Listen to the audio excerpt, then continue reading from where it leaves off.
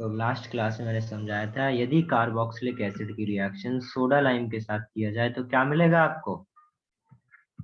Alkene मिलेगा। CH3 है तो इसका क्या हो जाएगा? एल्केन CH4, और क्या निकलेगा? CO2, तो वो क्या बना लेगा? Na2CO3। क्लियर है? यदि ऐसा कोई क्वेश्चन पूछ ले तो इसका क्या करेंगे? इसका क्या आंसर होगा? CO, ये क्या बनेगा?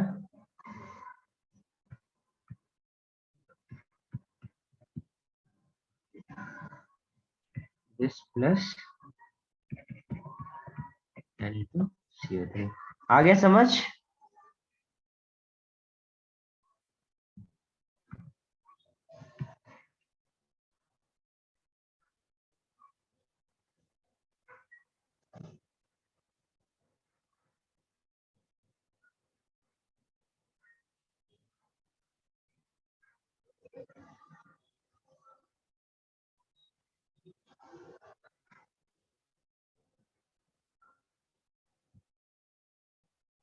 आया क्या ये समझ? Yes sir. Yes sir. Okay, चलो नेक्स्ट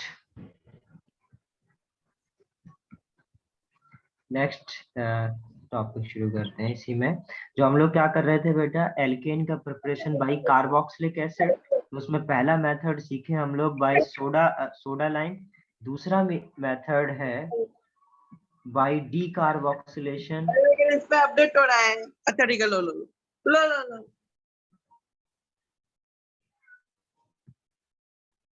बाय डी कार्बोक्सिलेशन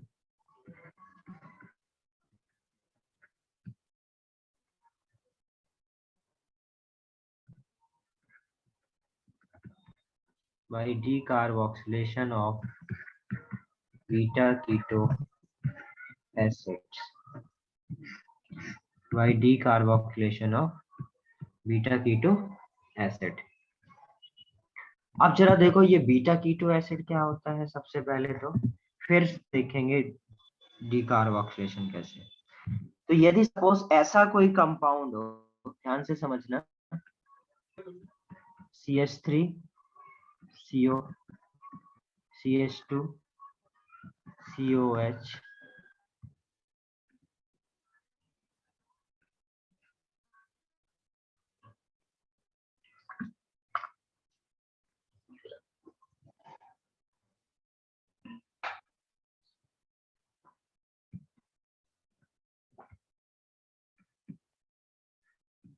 ये इसको क्या बोलेंगे? ये फंक्शनल ग्रुप है। फंक्शनल ग्रुप से अटैच्ड कार्बन क्या होता है? Alpha carbon. तो इसके अल्फा कार्बन होगा, ये वाला कार्बन क्या हो जाएगा? Beta carbon. तो इसलिए ये क्या है? कीटो। तो यदि बीटा कार्बन पर यदि कीटो हो, कीटोन हो, तो उसको हम लोग क्या बोलते हैं? Beta keto acid. समझे क्या ये बात? ये क्या है? फंक्शनल ग्रुप से अटैच्ड कार्बन क्या होता है? Alpha carbon. और अल्फा कार्बन के बाजू वाला क्या हो जाएगा? Beta carbon. बीटा कार्बन पर यदि आपका क्या हो? कीटोन हो, तो उसको क्या बोलेंगे हम लोग? Beta keto acid. और यदि बेटा आपका कोई कंपाउंड बीटा कीटो एसिड है तो क्या होगा? तब सिंपल हीटिंग से डीकार्बोक्सिलेशन हो जाएगा। क्या होगा? सिंपल हीटिंग से। इधर मैं क्या कर रहा हूँ? सिंपल हीटिंग, कोई और रिएजेंट यूज नहीं कर रहा हूँ, और कोई और रिएजेंट यूज नहीं करूंगा। डीकार्बोक्सिलेशन, डीकार्बोक्सिलेशन होना मतलब CO2 का निकलना, CO2 का निकलना। तो क्या हो जाएगा? ये आपका इधर से CO2 निकलेगा, तो ये CO2 निकल गया, और क्या बनेगा? CH3। करेक्ट। फिर इसकी रिएक्शन हम लोग किसके साथ कराते हैं? ZnHgSCl के साथ। ZnHgSCl एक रिड्यूसिंग एजेंट है। रिड्यूसिंग एजेंट क्या करता है? रिड्यूस कर देता है। रिडक्शन होता क्या है? Removal of oxygen. तो इससे क्या, या एडिशन ऑफ हाइड्रोजन। तो ये जो आपका रिड्यूसिंग एजेंट है, ये क्या कर देता है? ऑक्सीजन को रिमूव कर देता है और हाइड्रोजन ऐड करके क्या बना देता है? एल्केन बना देता है। तो इस प्रोसेस को हम लोग क्या बोलते हैं, decarboxylation of beta keto acid. तो जब कभी भी, अब ये कब कब होगा और ऐसा क्यों हो रहा है बीटा कीटो एसिड में, देखो जरा ध्यान से। अभी बेटा ये जो निकलने के बाद मैंने कल मैकेनिज्म जो समझाई थी, निकलने के बाद इधर क्या बना था, नेगेटिव चार्ज, और उस पर H आके क्या बन गया था, CH4 या जो भी बन गया था। ये निकलने के बाद, यदि ये निकलने के बाद ये नेगेटिव चार्ज यदि रेजोनेंस से स्टेबलाइज हो रहा है, ये निकाल दो, माइनस बनाओ, और देखो माइनस क्या ये स्टेबलाइज हो रहा है। यदि ये माइनस से स्टेबलाइज हो रहा है तो ये आपका COH सिंपल हीटिंग से क्या हो जाएगा, सिंपल हीटिंग से रिमूव हो जाएगा। क्या याद रखेंगे, यदि आपका ऐसा कोई एसिड है जो कि क्या हो, निकलने के बाद माइनस चार्ज यदि क्या बने, बीटा के बाजू में बने, और वो रेजोनेंस में पार्टिसिपेट कर रहा हो, तो स्टेबल एनाइन फॉर्मेशन होने की वजह से सिर्फ हीटिंग करने से ही क्या हो जाता है, इधर से आपका COH उड़ जाता है और क्या मिल जाएगा, CH2 माइनस, फिर H प्लस आ जाएगा। ये एसिड जो निकला उधर से ही पानी निकलेगा ही, पानी निकलेगा तो क्या मिल जाएगा, इधर से H प्लस आ जाएगा और इसको क्या मिल जाएगा। फिर इसके बाद क्या, ये ZnHgHCl, नाम याद रखेंगे, ZnHgHCl। ZnHgHCl क्या करता है बेटा, एक रिड्यूसिंग एजेंट होता है जो कि क्या करेगा, ऑक्सीजन को रिमूव करने का काम करेगा, और ऑक्सीजन रिमूव हो जाएगा तो क्या आ जाएगा, हाइड्रोजन। तो रिमूवल ऑफ ऑक्सीजन और एडिशन ऑफ हाइड्रोजन क्या होता है, रिडक्शन, और ये जो एजेंट है ये क्या काम करता है, रिडक्शन। तो इस तरीके से CO को किस में कन्वर्ट कर देते हैं, CH2 में कन्वर्ट कर देता है कौन, ZnHgHCl।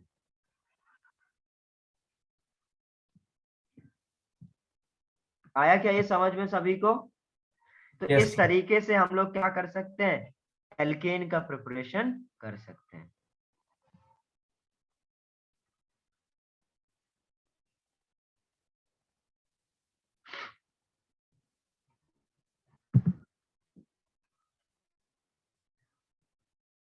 नोट करो इसको।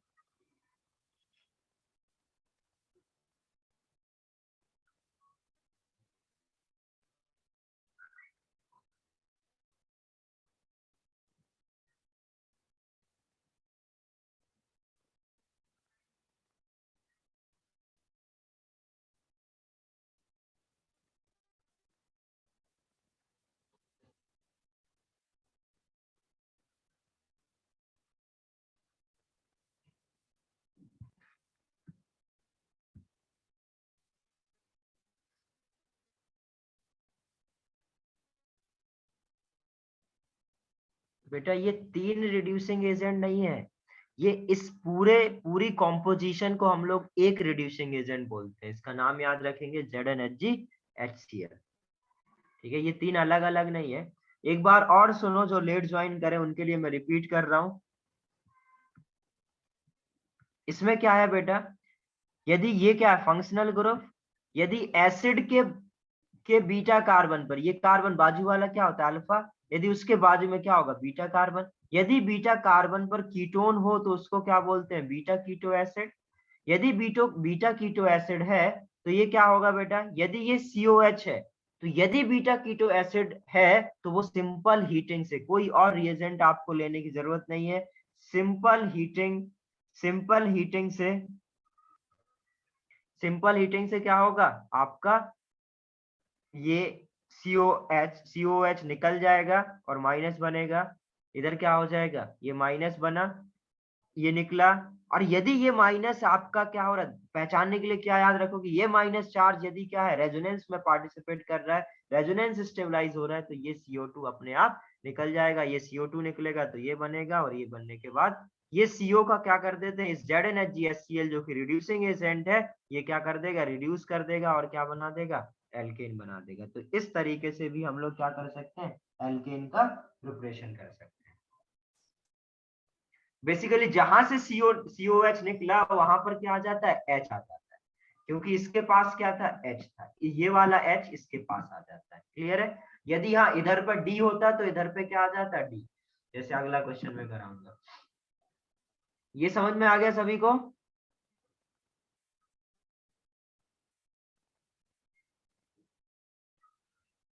अरे हाँ ना, कुछ तो बोलो। Yes sir. Yes sir.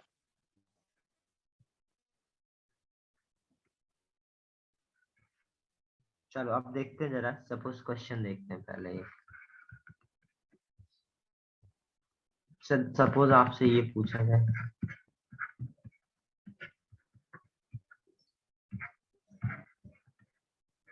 इससे आपसे पूछा जाए इसका हीट करने पर हमें कितने मोल ऑफ CO2 मिलेगा, यदि सपोज ये 1 मोल है तो इसका 1 मोल दिया हुआ है, और आपसे पूछ रहा है कितने मोल ऑफ CO2 मिलेगा यदि मैं इसकी हीटिंग करूं तो।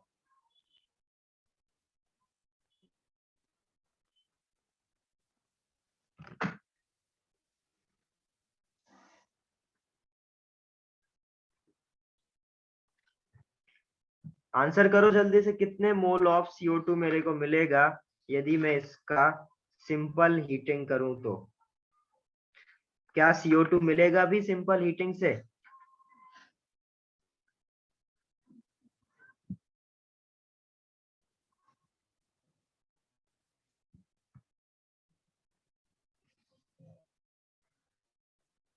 देखो क्या करना है, समझो। ये जो सपोज ये निकला, जिससे निकला उस पर क्या लगाओगे, माइनस बनाओ। क्या माइनस भी, माइनस ये डीलोकलाइज्ड है? हाँ है। तो ये CO2 निकल जाएगा। ये निकालो, क्या माइनस ये डीलोकलाइज्ड है? हाँ है। तो ये भी निकल जाएगा। तो कितने मोल ऑफ CO2 मिलेगा मेरे को? 2 मोल। और इधर क्या मिलेगा, इन दोनों के H कहाँ आ जाएंगे, इस माइनस पर इधर H प्लस है तो ये इलेक्ट्रॉन दे देगा, इधर H प्लस है। तो क्या मिल जाएगा मेरे को, ये +2 मोल ऑफ CO2। तो हमसे ऐसे क्वेश्चंस भी पूछे जाते हैं कि इससे कितने मोल ऑफ CO2 मिलेगा।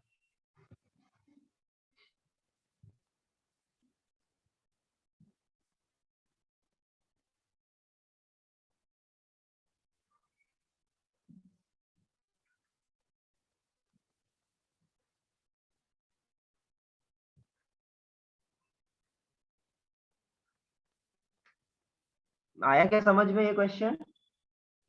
Yes sir. Yes sir.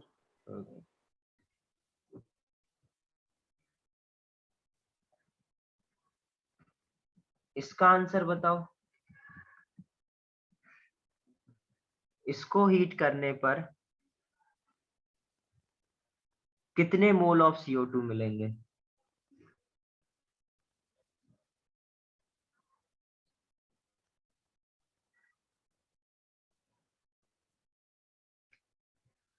इसको करो, इसको करो, और प्रोडक्ट भी बनाओ सभी लोग अपने कॉपी में। PHCO मैं जब बनाऊं तो मैच कराओ।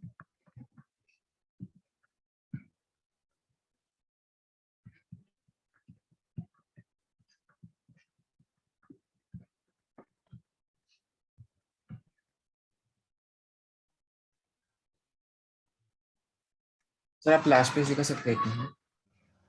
देख लो।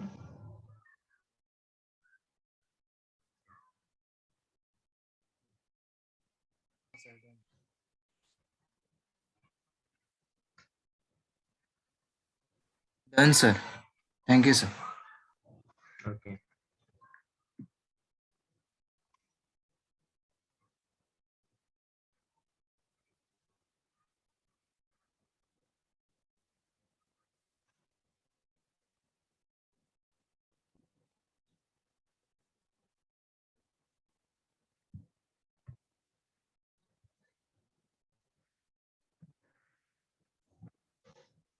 प्रश्न गलत है तुम्हारा,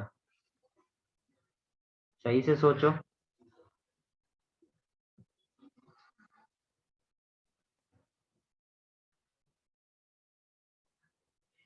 स्वयं तुम्हारा फर्स्ट गलत है, बाकी ठीक है। वेरी गुड युग, युग तुम्हारा सही है। बाकी लोग भी आंसर करो।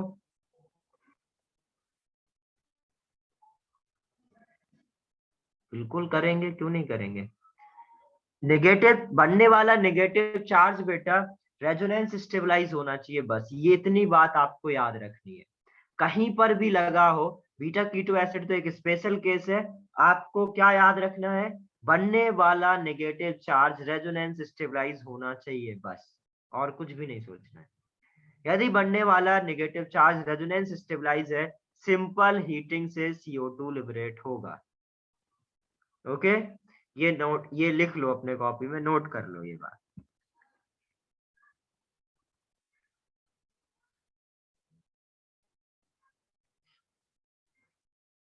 सर आप नोट वापस बता सकते हैं? क्या बोला आपने? बेटा वही बोल रहा हूँ, तब से एक ही चीज बोल रहा हूँ, अभी फिर से बोलूंगा 5 मिनट बाद। अपने से करो थोड़ी देर, और बाकी लोग आंसर करो। यश गुप्ता गलत है, प्रद्युम्न गलत है,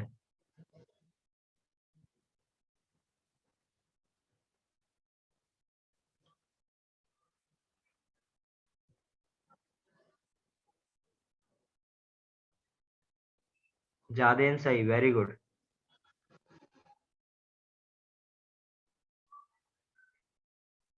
देखो जरा फिर से सुनो, अभी सुनना ध्यान से बेटा। हाँ, ये देखो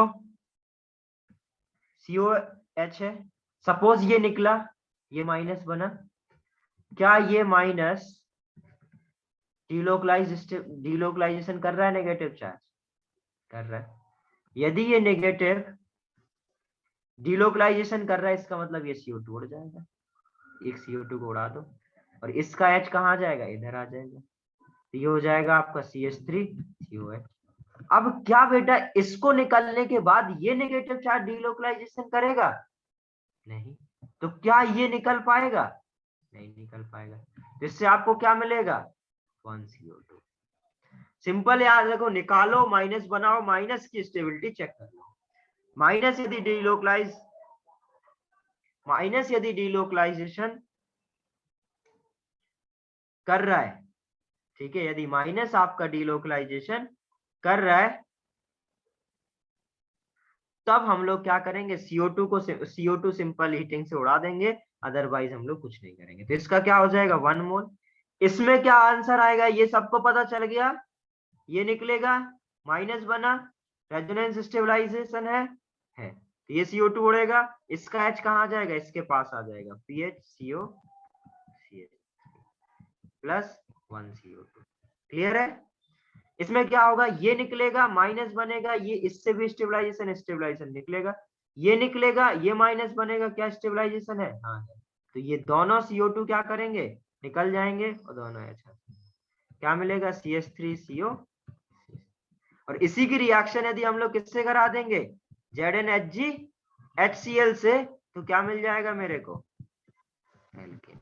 तो ये भी एक तरीका है जिससे हम लोग क्या कर सकते हैं, एल्केन को प्रिपेयर कर सकते हैं। एल्केन यदि आपको प्रिपेयर करना है तो आपको क्या करना पड़ेगा, दो मेथड यूज करने पड़ेंगे, दो चीजें यूज करनी पड़ेगी। एक तो आपका बीटा कीटो एसिड टाइप होगा, तब आप क्या कर सकते हो, डीकार्बोक्सिलेशन करा सकते हो, और डीकार्बोक्सिलेशन के बाद आप ZnHgHCl यूज करेंगे, रिड्यूसिंग एजेंट यदि यूज करेंगे तो CO किस में कन्वर्ट हो जाएगा, CH2 में कन्वर्ट हो जाएगा। ये बात समझ में आई क्या सभी को?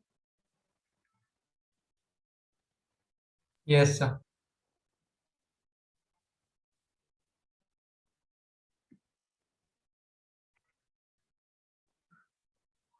सर एक एक मिनट। Minute sir. लिखो लिखो।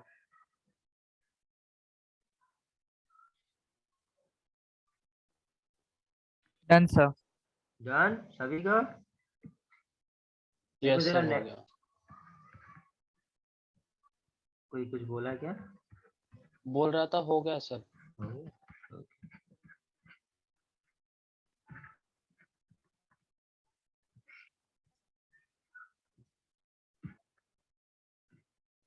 ये सर करो, लास्ट में दिखा तो एक मिनट।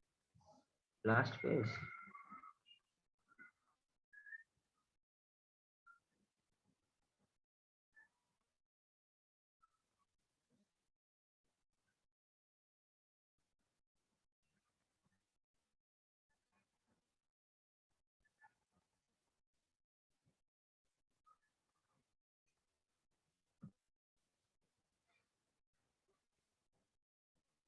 करेक्ट स्वयं, अभी ठीक है। प्रोडक्ट भी लिखा करो, ठीक है, प्रोडक्ट लिखोगे तो आपको मेरे से मैच कराने में हेल्प होगी।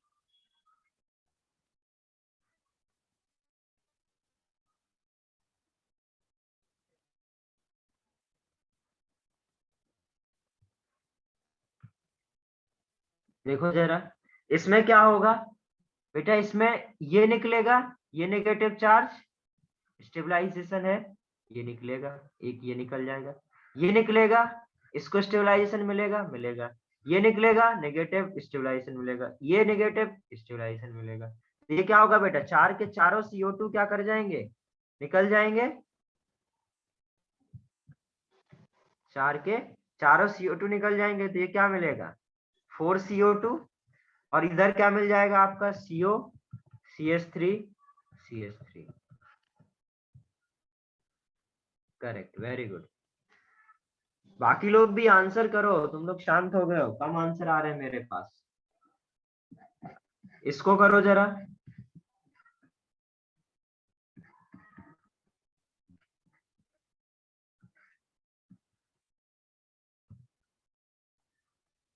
बेटा एक साथ चार निकल सकते हैं क्या, एक साथ जितने भी लगे होंगे सारे निकल सकते हैं, बस नेगेटिव चार्ज स्टेबलाइजेशन पर होना चाहिए, ठीक है। देखो ये करो और ये करो, ये दोनों अच्छे क्वेश्चन है, सोच के करना, सभी को आंसर सही से करना है। मेरे पास आंसर बहुत कम आ रहे हैं, क्या कर रहे हो तुम लोग, पढ़ाई नहीं कर रहे हो क्या घर पे?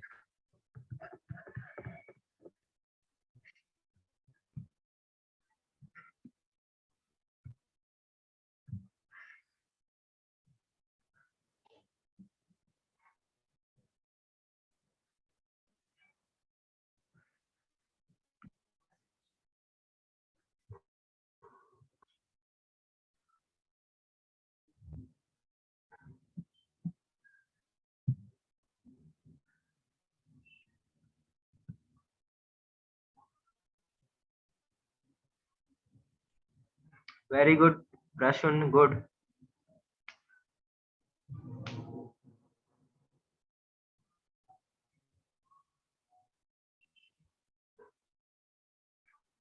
क्या रिपीट करना है यश, कहाँ से कहाँ पर डिस्कनेक्ट हुए थे?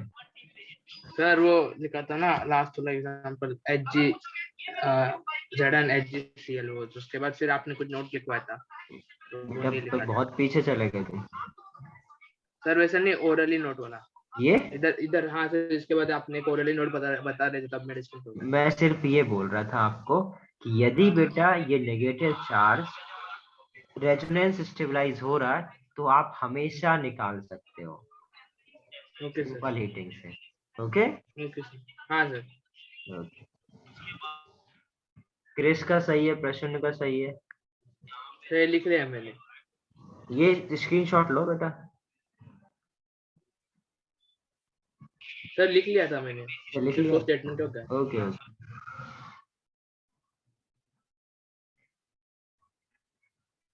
क्रिस का तो सही है, और अच्छा नहीं नहीं नहीं, प्रश्न का भी गलत है और क्रिश का भी गलत है, ज्यादा इनका भी गलत है। सेकंड वाला, फर्स्ट सही है, सेकंड वाला गलत है, ज्यादा तुम्हारे दोनों गलत है, स्वयं तुम्हारा गलत है, युग गलत है,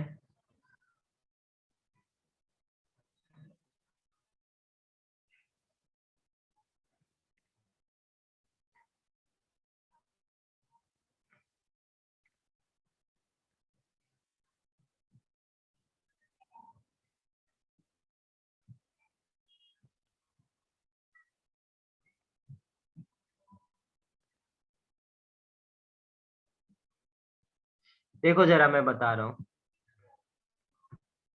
हमने अभी तक इसमें एक चीज इस तरीके से कभी इस तरीके का क्वेश्चन किया नहीं है, मतलब सोचने वाला सोच सकता है, बट तुम लोग तो तुम लोग ही हो। ये COH निकलेगा, देखो देखो अब देखो इधर, COH निकलेगा, क्या बनेगा माइनस। अब क्या ये माइनस बेटा रेजोनेंस कर सकता है? क्या ये नेगेटिव चार्ज रेजोनेंस कर सकता है क्या? अरे ये रेजोनेंस नहीं कर सकता। यदि ये रेजोनेंस किया तो ये क्या बनेगा ऐसे, और ये sp2 हाइब्रिडाइज्ड हो जाएगा 1 2 3। और क्या ये प्लेनर हो सकता है?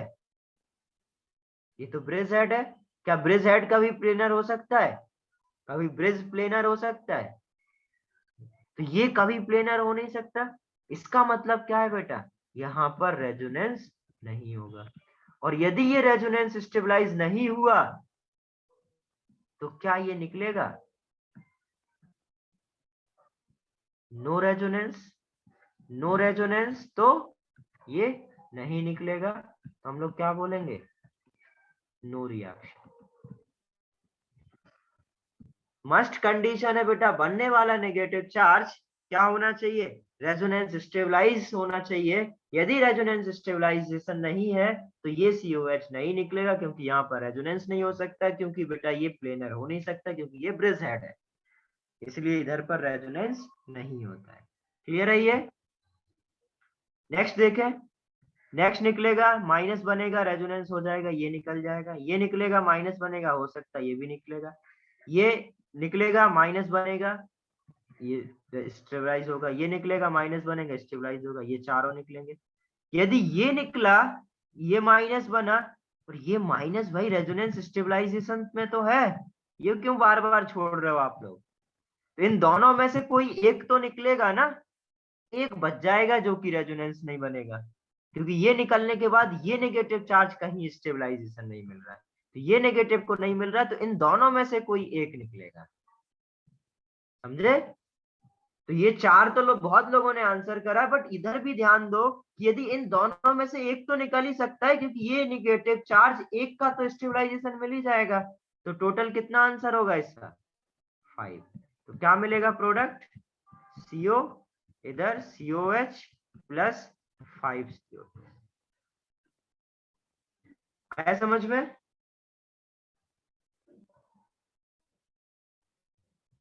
So can you explain again? क्या नहीं समझ में आया इसमें? ये नेगेटिव चार्ज निकलने के बाद बेटा रेजोनेंस स्टेबलाइजेशन हो रहा है, हाँ सर।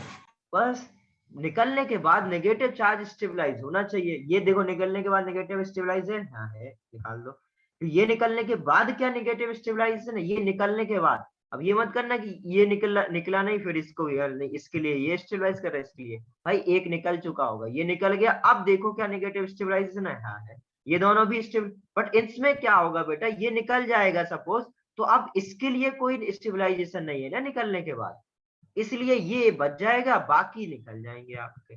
और जब ये निकला था तब इसके लिए ये वाला नेगेटिव स्टेबलाइजेशन मिल रहा था। आया समझ में? इसलिए से ये 4 और एक ये 1, टोटल 5 COH निकलेंगे। यस सर, समझा। समझा? नोट करो इसको।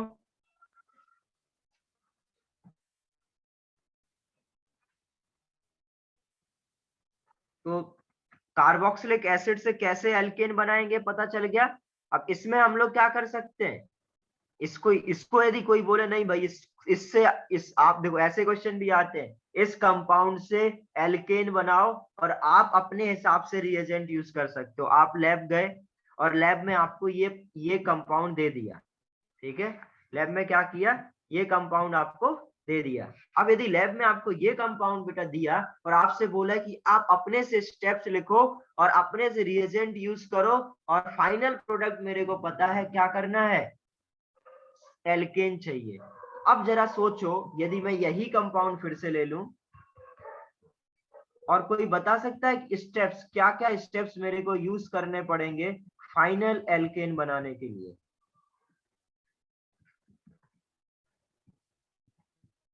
सेम कंपाउंड ले रहा हूं, देखो मैं बता रहा हूं आपको, क्वेश्चन ये पूछेगा इससे क्या बनाओ, ये बनाओ, ठीक है। अब इसके बीच में कितने स्टेप्स होंगे वो लिखो, कौन कौन से रिएजेंट यूज करेंगे वो लिखो। ये सारे क्वेश्चंस आपसे पूछे जा सकते हैं, ठीक है। ऑप्शनल क्वेश्चन में आपको इधर क्या दे देगा, रिएजेंट दे देगा, 4 चाहिए तो 4 रिएजेंट कॉमा करके लिख देगा, और यदि आपका कॉलेज में यदि एग्जाम में पूछा तो आप क्या कर लेंगे, और कॉलेज में यदि एग्जाम में पूछा तो आपको स्टेप बाय स्टेप लिखना पड़ेगा। प्रश्न गलत है, अभी एक स्टेप और ऐड करना पड़ेगा। तो इसमें क्या होगा, एक तो आप पहले क्या कर सकते हो, ये बनाने के लिए इसकी आप सिंपल हीटिंग करो। सिंपल हीटिंग करेंगे तो अभी हमने देखा सिंपल हीटिंग करने के बाद क्या मिला था, 5 CO2 निकला और ये मिला। अब बेटा इसको भी तो हटाना है, इसको हटाने के लिए हमें क्या लेना पड़ेगा, NaOH के साथ सोडा लाइम हीट। तब क्या होगा, ये CO2 जाएगा और ये CO2 जाएगा, तब ये मिलेगा। अब इसकी रिएक्शन आपको क्या करना पड़ेगा, ZnHgHCl, तब जाके ये। तो इस तरीके से आपसे क्वेश्चन पूछेगा, इससे इसको प्रिपेयर करो, उसके बीच के स्टेप्स लिखो। तो इधर से ये A बनेगा, ये B बनेगा, फाइनल ये C। तो आपसे ऐसे लिख के दे देगा कि इधर से ये नहीं लिख के देता, इधर देता A बन रहा है, इधर लिख के देगा B बन रहा है, और आपके पास पैराग्राफ में दो क्वेश्चन होते हैं, फाइंड A फाइंड B। तो आपको ये बताना पड़ता है, समझ गए। और ये तो जो आपके जेई वगैरह में आते हैं वो ऐसे करके लिख के दे देंगे, बोर्ड में तो और खतरनाक पूछते हैं, सीधे लिख देंगे इससे इसको बनाओ। अब आपको जैसे बनाना हो बनाओ, समझे। आपको जो मेथड आता है आप उसको यूज करके आपको एल्केन बनाना है, साइक्लोहेक्सेन बनाना है। आगे समझ इतना। Yes, sir. नोट करो।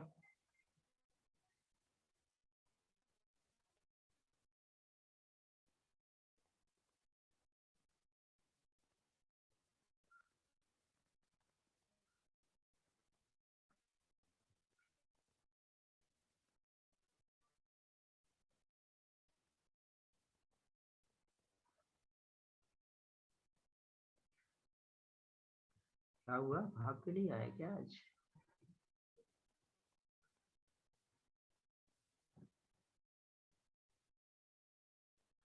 अरे आंसर क्यों नहीं आ रहे तुम्हारे।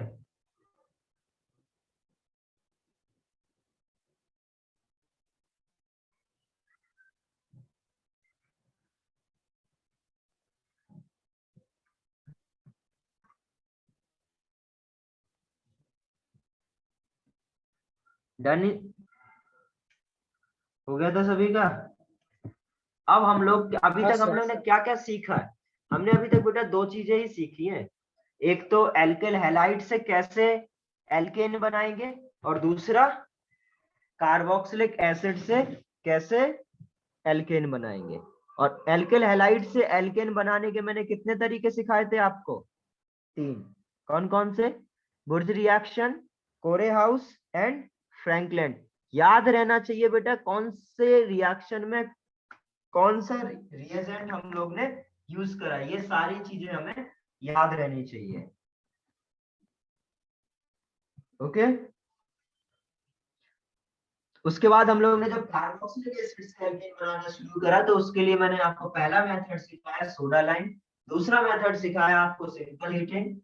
सिंपल हीटिंग के बाद आप क्या करोगे, ZnHCl यूज करोगे तो आपका क्या हो जाएगा, एल्केन का प्रिपरेशन हो जाएगा। थर्ड मेथड कार्बोक्सिलिक एसिड में ही थर्ड मेथड हम लोग सीखेंगे बाय कोलवेज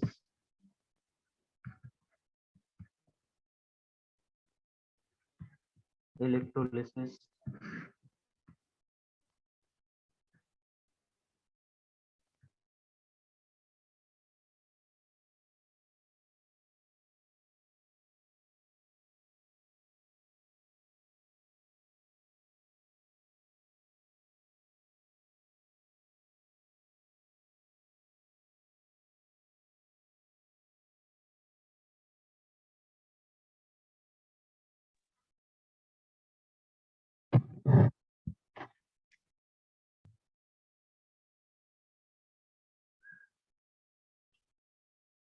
तो ये क्या हो जाएगा, अब आपको देखना है बाय कोलवेज इलेक्ट्रोलिसिस मेथड।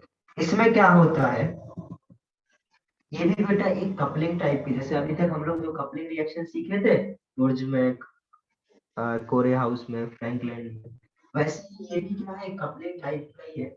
इसमें क्या होता है, इसमें हम लोग इसमें भी कार्बोक्सिलिक एसिड ही लेंगे, 2RCOOO के लिए सपोज, और इसकी रिएक्शन हमें किसके साथ करानी है 2H2O के साथ, और इसमें हमें बेटा इलेक्ट्रिसिटी पास करानी है, इलेक्ट्रोलिसिस कराना है।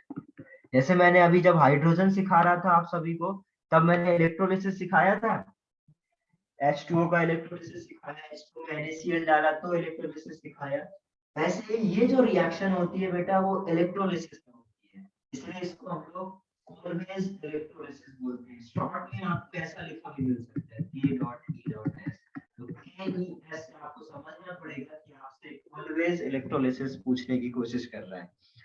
ठीक है, इससे प्रोडक्ट क्या मिलेंगे, इसमें भी सिंपल कपलिंग होगा, और क्या मिलेगा मेरे को R और R, और इससे भी क्या निकलेगा, दोनों से CO2 निकलेगा, और क्या मिलेगा 2CO2 plus H2 plus KOH।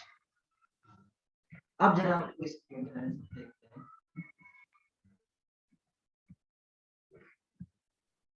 Slow आ रही है बहुत।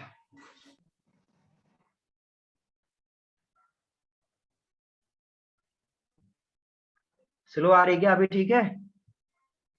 Yes sir. Yes, sir. देखो जरा, तो इसमें क्या होता है,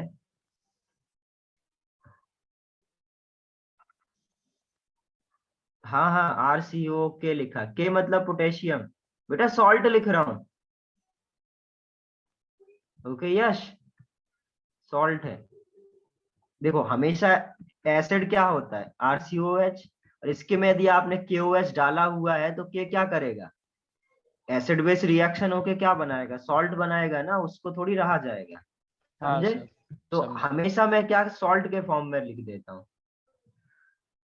ओके सर। तो ये आपका क्या हो जाएगा, कोल्बे इलेक्ट्रोलिसिस में आपको क्या के लिखा रहता है, जनरली पोटेशियम हम लोग यूज करते हैं। हार्दिक तुम अभी ज्वाइन करे या पहले से ज्वाइन कर रखे थे? हाइड्रोकार्बन शुरू हो गया लास्ट क्लास से। तो RCOO के प्लस 2H2O से क्या मिल रहा है, RR plus 2CO2 plus H2 plus KOH। अब जरा देखो मैकेनिज्म में, यदि RCO2K है तो एक्चुअली में ये क्या है, RCO2 minus plus K plus, correct. और देखो अब इसमें क्या है, ये क्या है कैटाइन, सॉरी ये क्या है एनाइन, ये क्या है एनाइन, ये क्या है कैटाइन। तो ये बताओ एट एनोड पर कौन जाता है, ए से ए, एनाइन, एनाइन जाएगा। एनाइन का क्या होता है, ऑक्सीडेशन, करेक्ट। यदि ये ऑक्सीडेशन होगा तो ये क्या करेगा, अपने इलेक्ट्रॉन लूज करेगा। ध्यान से सुनना, ये CO2 माइनस है, यदि ये एनोड पर गया क्या करेगा, ऑक्सीडेशन, इसका मतलब अपने इलेक्ट्रॉन लूज करेगा। तो इसके पास नेगेटिव चार्ज है, दो दो क्या है बेटा, दो नेगेटिव है, मतलब दो इलेक्ट्रॉन नेगेटिव चार्ज है। तो ये क्या करता है, अब एक इलेक्ट्रॉन लूज करेगा, ये अपना एक इलेक्ट्रॉन लूज करेगा, तो इसके पास क्या बचेगा, सी रेडिकल, सॉरी O के ऊपर एक, और O क्या चाहेगा, O परेशान हो जाएगा, बोलेगा अरे ऑक्सीजन के ऊपर रेडिकल, ना ना भाई, जो मैं तुमसे बॉन्ड बन, ये क्या करेगा, ये कार्बन क्या करेगा, बोलेगा भाई मेरा दो, तुमसे अच्छा ऑक्सीजन है। तो ये क्या करेंगे, जैसे ही ऑक्सीजन के ऊपर क्या मिलेगा, एक रेडिकल आएगा, ये अपना रेडिकल लेके क्या कर लेगा, इसको R रेडिकल प्लस इसको क्या बना देगा CO2। मैं इसको ऐसे भी बोल सकता हूं कि अब ये जो कंपाउंड निकलने वाला है वो क्या CO2, जो कि बहुत स्टेबल कंपाउंड फॉर्म हो रहा है, इसकी वजह से क्या हो रहा है, ये वाला बॉन्ड ब्रेक हो जाएगा, इसका होमोलिटिक फिजन होगा, इस तरीके से ये R रेडिकल प्लस CO2 बना लेगा। और ये वाला जो स्टेप है ये बार बार होगा। देखो कोई भी केमिकल रिएक्शन हो उसमें स्टेप्स बार बार होते हैं, क्योंकि ये एक मॉलिक्यूल के लिए हुआ, और आपने जो सोल्यूशन लिया होगा उसमें लाखों मॉलिक्यूल्स होंगे। तो इस तरीके के R रेडिकल बहुत सारे बनेंगे, और R रेडिकल यदि बहुत सारे बनेंगे तो ये R रेडिकल आर रेडिकल के साथ कंबाइन करके क्या बना लेगा, आर आर। तो ये क्वेश्चन भी पूछा जाता है, ये आर आर आ जाएगा पैसा। ये आर आर अरे कहाँ मिला, अभी तो ये आर इसका तो आर माइक ऑन है। करा दिया तो बंद कर तो लिया। आर आर रेडिकल क्या है, आर और आर बना, क्लियर है ये। Yes sir, Yes, clear. sir. तो इस तरीके से एनोड पर हमें क्या मिल जाएगा ये। और अब ये जो K प्लस है, ये K प्लस कहाँ जाएगा। अब देखो एक्चुअली में क्या होता है बेटा, यहाँ पर अभी आपको देखने में लग रहा है सिर्फ K प्लस है, बट यहाँ पर एसिड होगा, एसिड होगा, पानी भी होगा, करेक्ट साथ में। तो उधर क्या होगा, पानी के साथ यदि K क्या पोटेशियम पड़ा हुआ है, एनाइन पड़ा हुआ है, तो वो क्या करेगा, अब H प्लस और K प्लस ऑप्शन है, तो H प्लस और K प्लस में कौन रिड्यूस होता है, बताया था Na प्लस आपके पास ऑप्शन है और H प्लस आपके पास ऑप्शन है, तो कौन रिड्यूस होगा। अरे याद करो, हाइड्रोजन में सिखाया था, भूल जाओगे ऐसे तो कैसे पढ़ाई करोगे। H प्लस और K प्लस में कौन पहले रिड्यूस होगा जाके,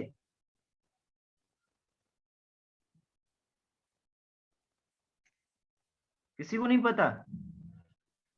सर के प्लस। और आंसर करो। सर के प्लस ही जाएगा। हाँ हाँ हाँ, तुम लोग को पढ़ाना सब बेकार है, सब भूल जाते हो। किसने किसने दोबारा एनसीईआरटी पढ़ी थी, हैंड रेज करो जरा, देखो कितने लोगों ने एनसीईआरटी पढ़ी है। एक, खैर एनसीईआरटी में तो ये लिखा भी नहीं होगा। दोबारा मेरे नोट्स रिवाइज करें, बस हैंड रेज करने वाले भी 5 लोग हैं, 4 लोग, 5 लोग, 6 लोग, 7, बस 10। अच्छा ये बताओ, पेपर पेपर में कितने मार्क्स आ रहे हैं आप लोग के, हाइड्रोजन वाले में? किसी के फुल आ रहे हैं क्या, हैंड रेज करो। आउट ऑफ किसी के आए केमिस्ट्री में, 6 लोगों के, बाकी लोग। अतुल झा फुल आए तेरे,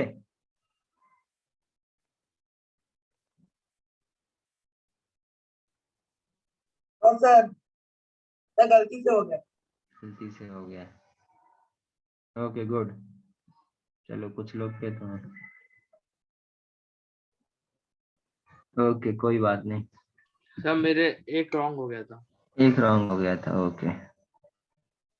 नहीं, एक एक और 2 रॉन्ग तो चलो चलते हैं, इससे ज्यादा नहीं होना चाहिए।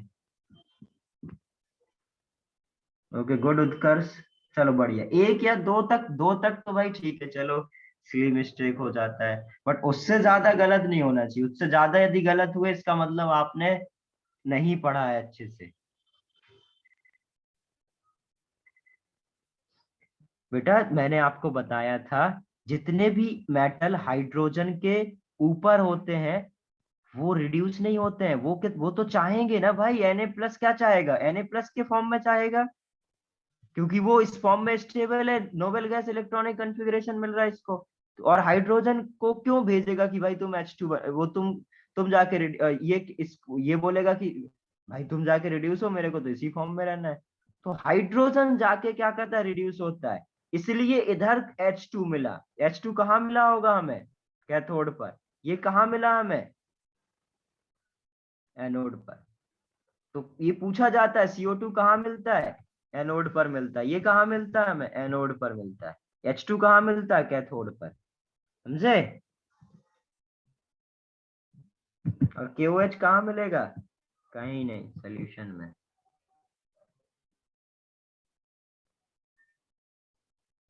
नोट कर लो इसको।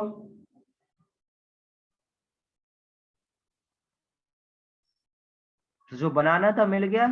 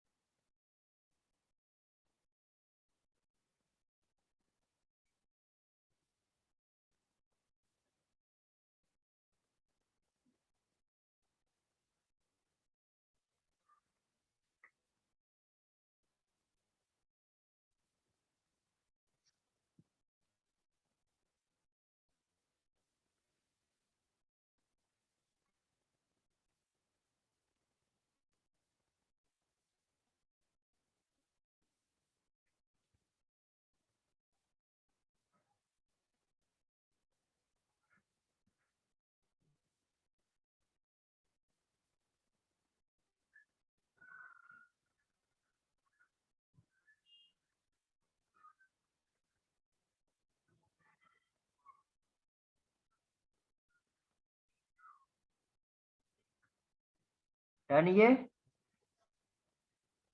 यदि सपोज आपसे CH3CO के ये बोला जाए इसकी रिएक्शन H2O और इलेक्ट्रोलिसिस कराया जाए, क्या मिलेगा प्रोडक्ट? सिंपल। देखो ये क्या निकला था, ये CO निकला, R रेडिकल बना था, तो ये निकल के क्या बनना है? C radical, C radical, C radical क्या बना लेंगे? CH3 CH3। तो हमें क्या मिल जाएगा? इथेन मिल जाएगा।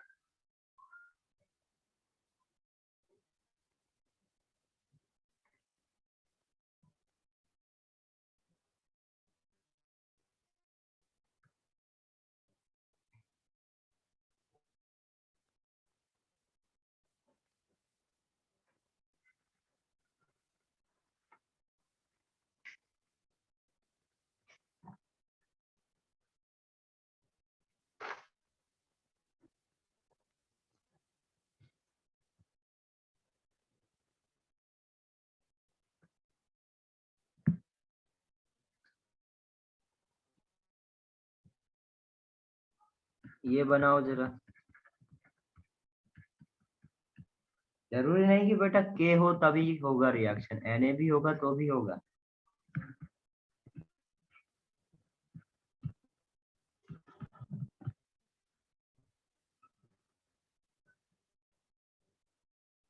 हाँ बेटा कहीं पर भी होगा, सब जगह होगा, साइक्लिक हो कैसा भी हो, कहीं पर भी हो, जहां पर बेटा रेडिकल बन सकता है वहां सब जगह होगा। बस 3 डिग्री में प्रोडक्ट डिफरेंट मिलते हैं। जैसे कपलिंग में मैंने याद हो तो लास्ट में बताया था, बुर्ज रिएक्शन में 3 डिग्री के केस में क्या होता है? डिफरेंट प्रोडक्ट होते हैं, डिस्प्रोपोर्शनेशन। तो यहाँ भी इसमें भी क्या होगा? 3 डिग्री के लिए आपको जो प्रोडक्ट मिलेंगे वो डिफरेंट मिलेंगे। उधर हम लोग आएंगे अभी। यदि 3 डिग्री है तो प्रोडक्ट हमें डिफरेंट मिलेगा।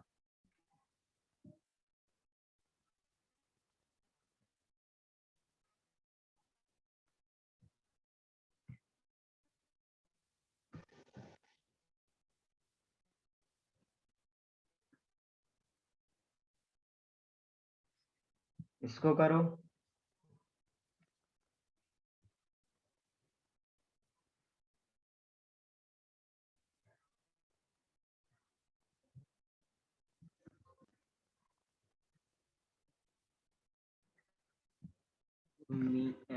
ये एमी मतलब मिथाइल है।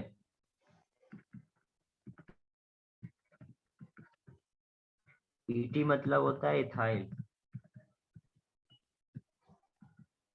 इसकी रिएक्शन यदि H2O इलेक्ट्रोलिसिस कराया जाए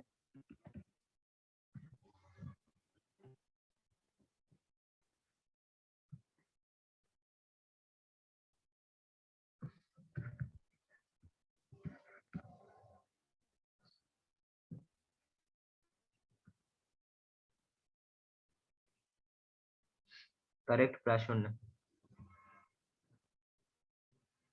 आंसर करो सभी लोग।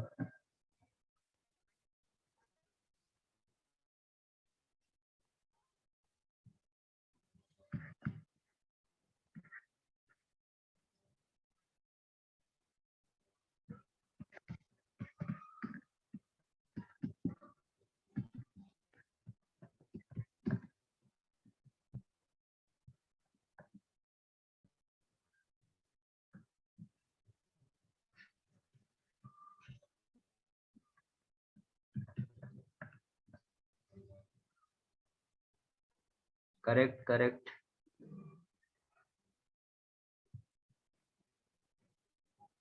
अभी दिखा रहा हूँ यश लास्ट पेज।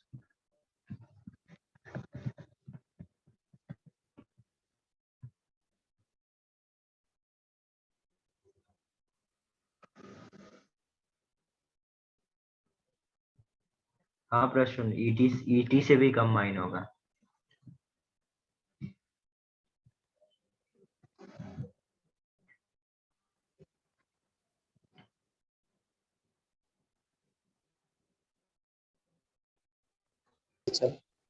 हो गया?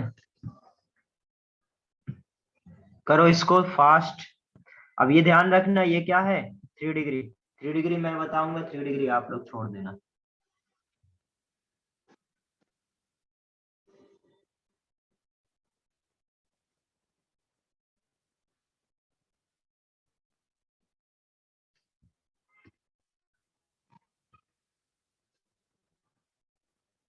हाँ प्रश्न, 3 कंपाउंड बनेंगे। देखो जरा, ये क्या है, ये निकलेगा, यदि ये निकलेगा तो इधर क्या बनेगा, रेडिकल, और PHCH2 रेडिकल अपने दूसरे CH2PH रेडिकल के साथ कंबाइन करके क्या बनाएगा, PHCCPH। ये समझ गया सभी लोग। और जहां पर मैं ये हाइड्रोजन नहीं लिखता हूं उसका मतलब उधर हाइड्रोजन है, ये मत बोलना सर ये हाइड्रोजन कहाँ चलेगा। अब वो बार बार हाइड्रोजन लिखने में क्या मतलब, अंडरस्टूड है। तो ये निकलेगा तो इसके ऊपर क्या बनेगा, एमी रेडिकल, ये क्या बनेगा, ET रेडिकल। करेक्ट ईशान। एमी रेडिकल खुद एमी रेडिकल के साथ कंबाइन कर ले यदि तो क्या बनाएगा, एमी। यदि ET खुद के साथ कंबाइन कर ले तो क्या बनाएगा, ET।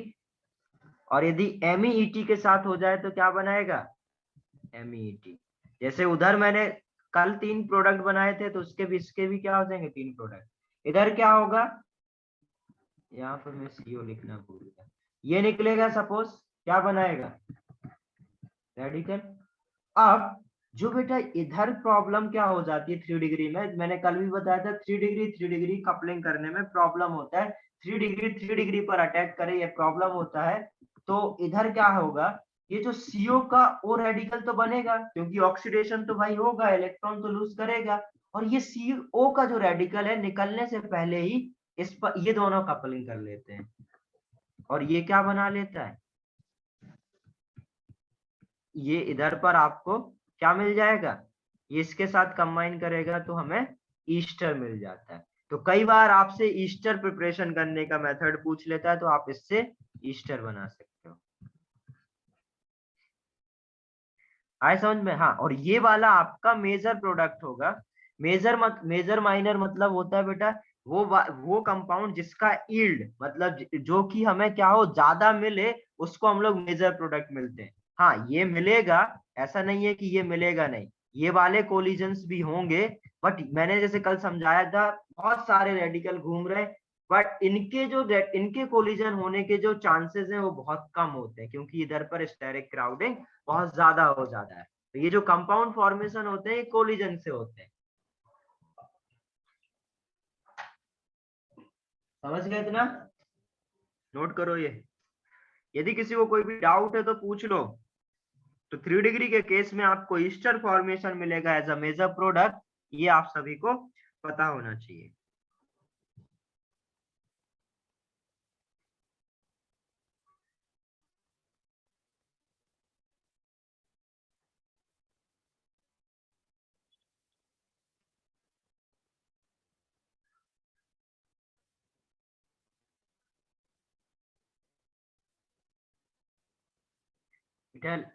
देखो लास्ट वाले में क्या किया मैंने, ये आपका क्या था 3 डिग्री था, और मैंने लास्ट क्लास में यदि आपको याद हो तो मैंने बोला था 3 डिग्री की कपलिंग मुश्किल होती है, इसलिए हमें क्या होगा, जैसे ये एक तो ये निकला R रेडिकल बन जाएगा जो मैकेनिज्म मैंने सिखाई, इस दूसरे का भी ऐसे ही होगा, एक ऑक्सीडेशन होगा रेडिकल बनेगा, बट 3 डिग्री की कपलिंग मुश्किल होने की वजह से ये दोनों आपस में ही कंबाइन करके क्या बना लेते हैं, ईस्टर फॉर्मेशन कर लेते हैं। तो और ये जो ईस्टर होता है यही आपका क्या मिलता है, मेजर प्रोडक्ट। हाँ ये भी मिलेगा इनकी कपलिंग होगी तो, बट ये क्या होता है आपका माइनर होता है, आपको बहुत कम मिलेगा।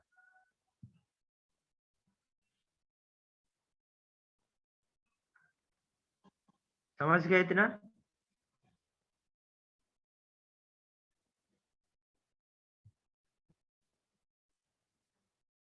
नोट कर लो ये ठीक से, अच्छे से एक्सप्लेन भी कर लिया करो, थोड़ा बहुत बार बार सेम चीज बोलता हूँ, एक्सप्लेन करना बहुत जरूरी होता है क्योंकि मैं सारी चीज लिखाता तो हूँ नहीं, बोलता जाता हूँ।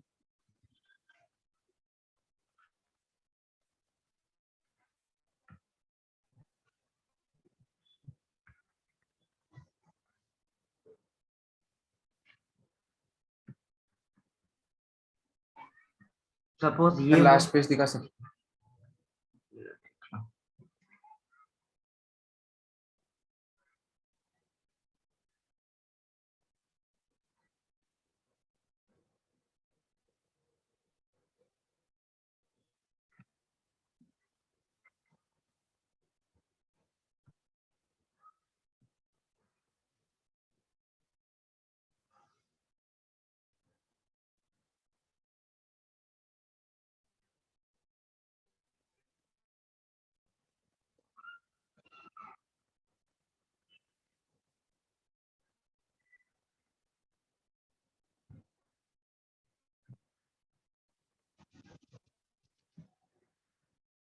10 sir.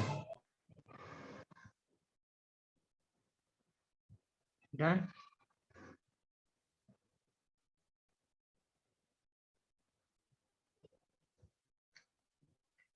इधर देखो जरा, सपोज ऐसा कुछ हो,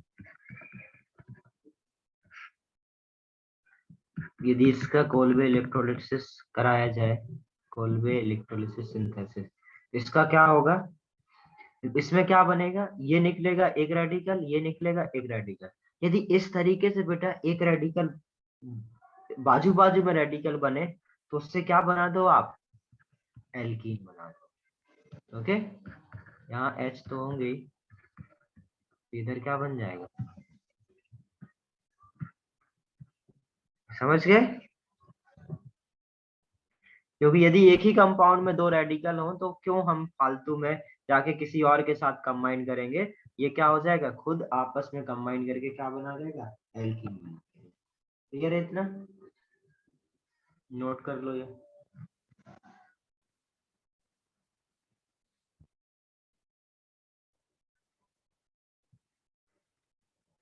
जैसे कल एक क्वेश्चन ऐसा पूछा था, इसमें भी क्या होगा, इसकी रिएक्शन यदि कोल्बे इलेक्ट्रोलिसिस सिंथेसिस कराया जाए तो ये क्या बनाएगा, सी रेडिकल सी रेडिकल। कल क्या करे थे, सी रेडिकल का यहाँ पर क्या बना दिए थे, ये कंपाउंड। आगे समझ, सेम इसमें भी क्या हो जाएगा, सेम तरीके से रिएक्शंस होंगे।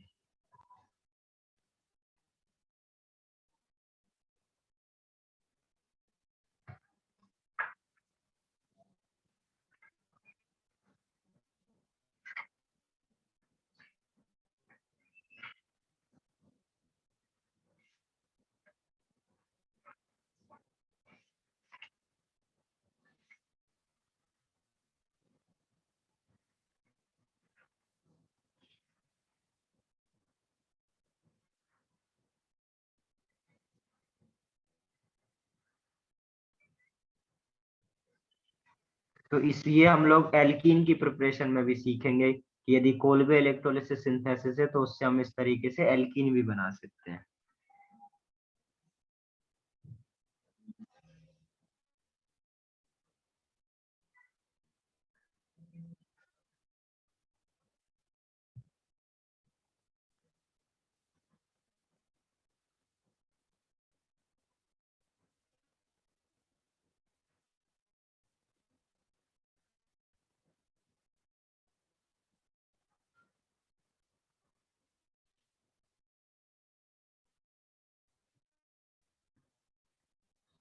डन।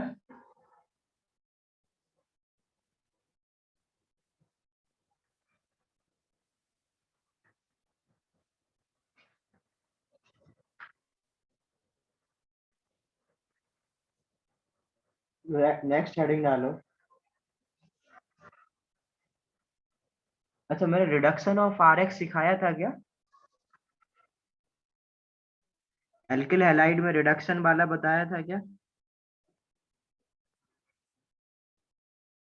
रिडक्शन का मेटल एसिड के साथ ZnHCl,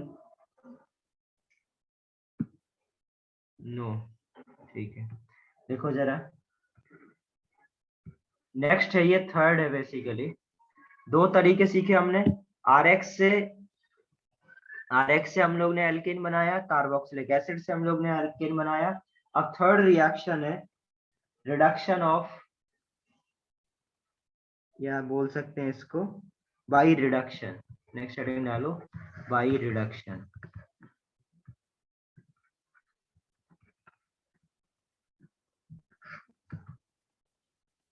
बाई रिडक्शन क्या हो सकता है, बाई रिडक्शन ऑफ आरएक्स। यदि सपोज आपका बेटा आरएक्स है, एक बात हमेशा याद रखना, रिडक्शन और ऑक्सीडेशन की हम लोग 12th में भी मैकेनिज्म नहीं सीखेंगे, ठीक है। रिडक्शन और ऑक्सीडेशन हमें याद रखना पड़ता है, इसकी मैकेनिज्म हम लोग नहीं पढ़ते हैं क्योंकि इसकी मैकेनिज्म से बहुत ज्यादा कुछ समझ में आता नहीं है। ये RX से क्या हो जाता है, यदि आपकी रिएक्शन मेटल RX है सामने और मेटल एसिड के साथ, तो मेटल एसिड बेटा क्या क्या हो सकता है, SnHCl या ZnHCl या NaHgSCl। बेसिकली मेटल एसिड होना चाहिए। मेटल एसिड के साथ यदि रिएक्शन कराओगे तो क्या मिलेगा आपको, RH मिलेगा, मतलब एल्केन मिलेगा। तो इससे हम लोग बाय रिडक्शन से भी क्या कर सकते हैं, रिडक्शन से भी क्या कर सकते हैं, एल्केन का प्रिपरेशन कर सकते हैं। आगे समझ में? और क्या यूज कर सकते हैं इसकी जगह, आप RX की जगह बेटा RX के साथ NaBH4 भी यूज कर सकते हैं, जिससे क्या मिलता है, RH मिलता है। और RX का हम लोग इधर LiAlH4 यूज कर सकते हैं, जिससे हमें क्या मिलेगा, RH मिलेगा। तो ये 3 रिएजेंट है जिससे हम लोग एल्केल हैलाइड का रिडक्शन करके RH बना सकते हैं, मतलब एल्केन बना सकते हैं।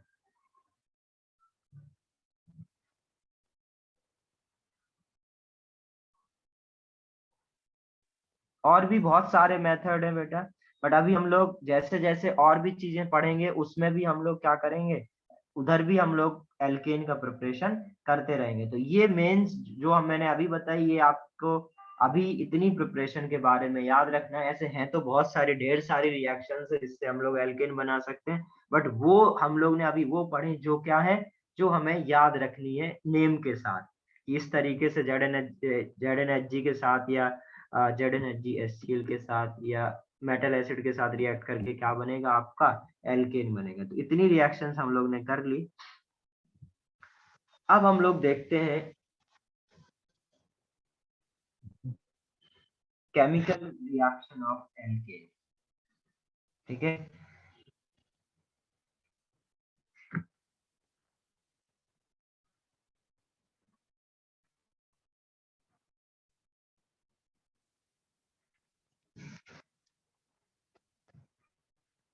अभी तक हम लोग प्रिपरेशन सीख रहे थे, अब हम लोग देखेंगे केमिकल रिएक्शन ऑफ एल्केन।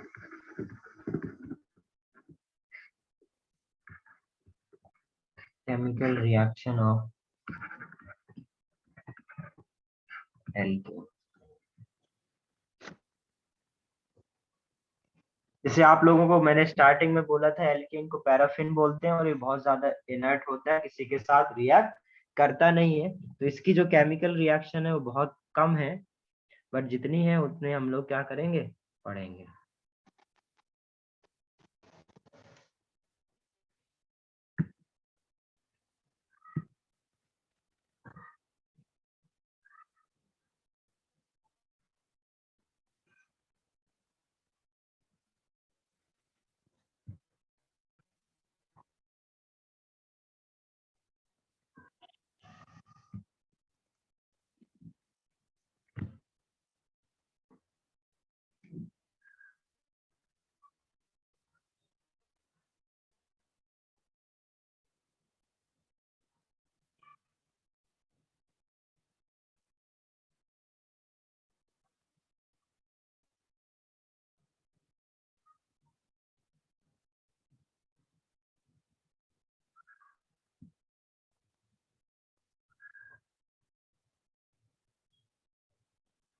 हो गया ये।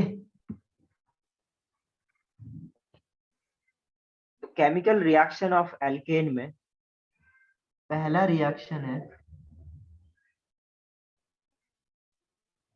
Free radical substitution reaction.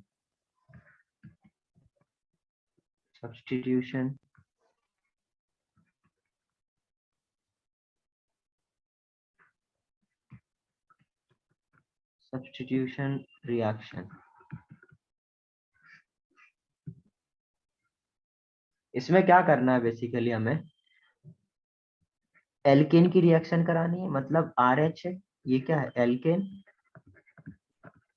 यदि एल्केन की रिएक्शन HNu की प्रेजेंस में X2 के साथ कराया जाए, मतलब अल्ट्रावायलेट लाइट में या सनलाइट में बोल सकते हैं, में रिएक्शन कराया जाए तो हमें क्या मिलता है, RX मिलता है। अभी तक हम लोग RX से RH बना रहे थे, अभी हम लोग क्या करें, एल्केन से, जो कि मैंने इधर एक्सिस पे ले रखा है, उससे क्या करेंगे हम लोग, RX की फॉर्मेशन, RX का फॉर्मेशन करेंगे। ठीक है, जैसे सपोज CH4 है, तो इससे क्या होगा, इसकी रिएक्शन Cl2H के साथ कराएंगे तो क्या मिलेगा हमें, CCl मिलेगा।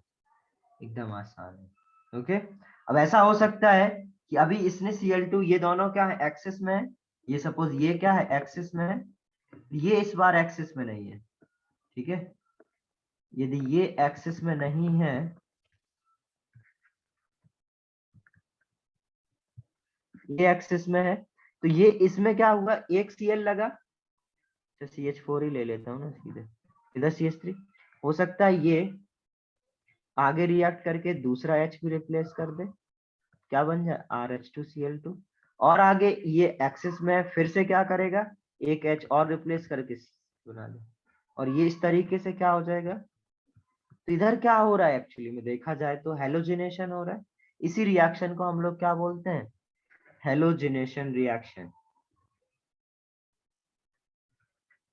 हेलोजिनेशन रिएक्शन, मतलब हेलोजन लग जा रहा है बेटा एल्केन में, इसलिए इसको क्या बोलते हैं, हेलोजिनेशन रिएक्शन। और इसमें क्या हुआ, एक से ज्यादा हेलोजन ऐड हो गए, तो इसको बोलेंगे हम लोग पॉलीहेलोजिनेशन। एक लगा था तो इसको क्या बोलते हैं हम लोग, मोनोहेलोजिनेशन।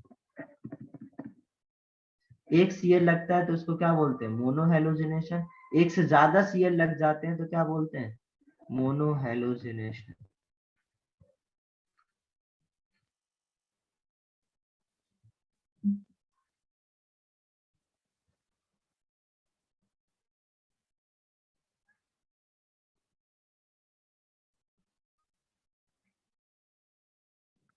देखो एक बार और समझो, यदि सपोज CH4 है, इसकी रिएक्शन होना क्या है, कॉन्सेप्ट याद क्या रखना है अभी आपको 11th के लिए।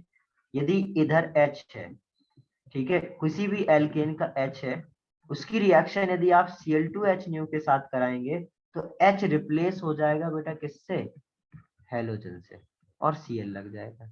अब यदि ये एक्सेस में दे रखा, मतलब बहुत ज्यादा है, तो एक H को क्या किया, Cl ने रिप्लेस करा, फिर से Cl2H तो है ही, दूसरे H को भी रिप्लेस करेगा, Cl2H तो है ही, तीसरे H को भी रिप्लेस कर दिया, फिर एक बार और क्या किया, जितने H थे सबको रिप्लेस कर दिया।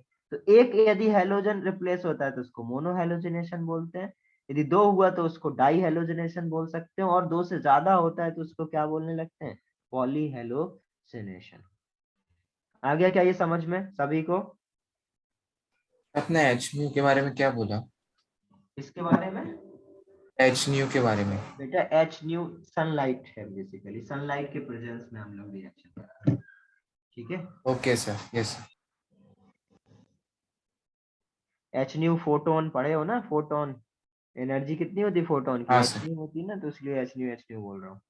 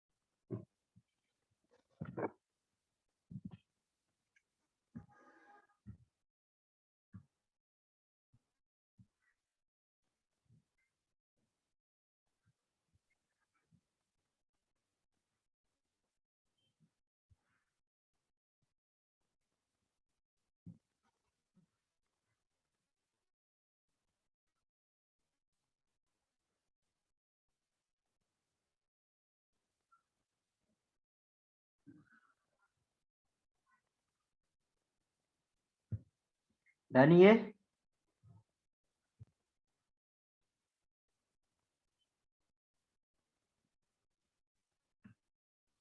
अब देखते जरा हम लोग।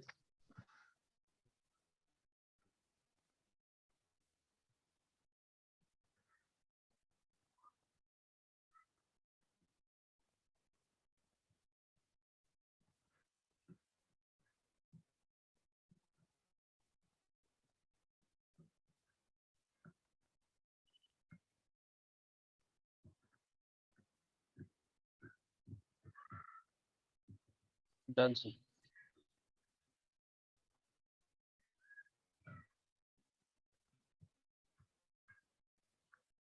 अब देखें इसकी मैकेनिज्म।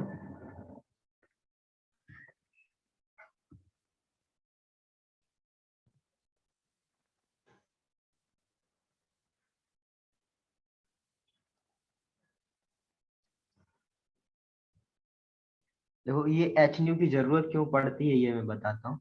इसमें स्टेप बाय स्टेप देखते हैं। सपोज स्टेप 1 देखें तो स्टेप 1 क्या होता है? Chain initiating step, chain initiation step. इसमें क्या होता है स्टेप 1 में आप x2 पर यूवी लाइट मतलब सनलाइट से क्या कराते हैं रिएक्शन, सनलाइट डालते हैं। उससे क्या होता है इसका बेटा होमोलिटिक फिजन होता है और ये क्या बना लेता है 2x रेडिकल। और ये सिर्फ एक बार रिएक्शन होती है, वन टाइम। ठीक है। तो कभी भी यदि आपको रेडिकल मैकेनिज्म करना है, कभी भी यदि आपको एल्केन की रिएक्शन करना है तो नॉर्मली बेटा अधिकतर सारी रिएक्शंस कैसी होती हैं रेडिकल मैकेनिज्म होती है। और एक बार यदि बेटा कहीं रेडिकल बन गया, थोड़ा सा आइडिया ले लो कैसा होता है इसमें। यदि एक बार कहीं रेडिकल बन गया तो वो रेडिकल बेटा जब तक खत्म ना हो जाए, जब तक रेडिकल को आप टर्मिनेट ना कर दो तब तक रिएक्शन चलती रहती है।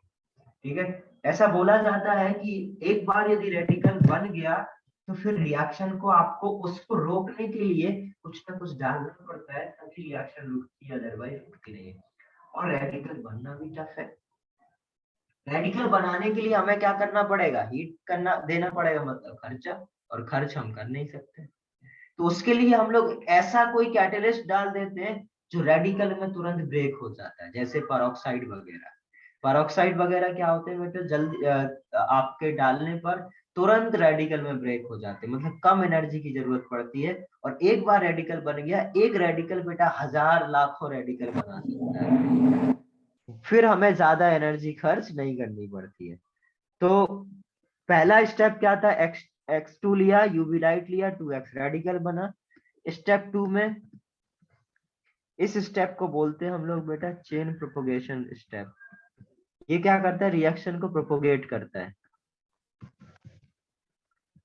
मतलब ये रिएक्शन, ये वाला स्टेप आपका बार बार रिपीट होने वाला है।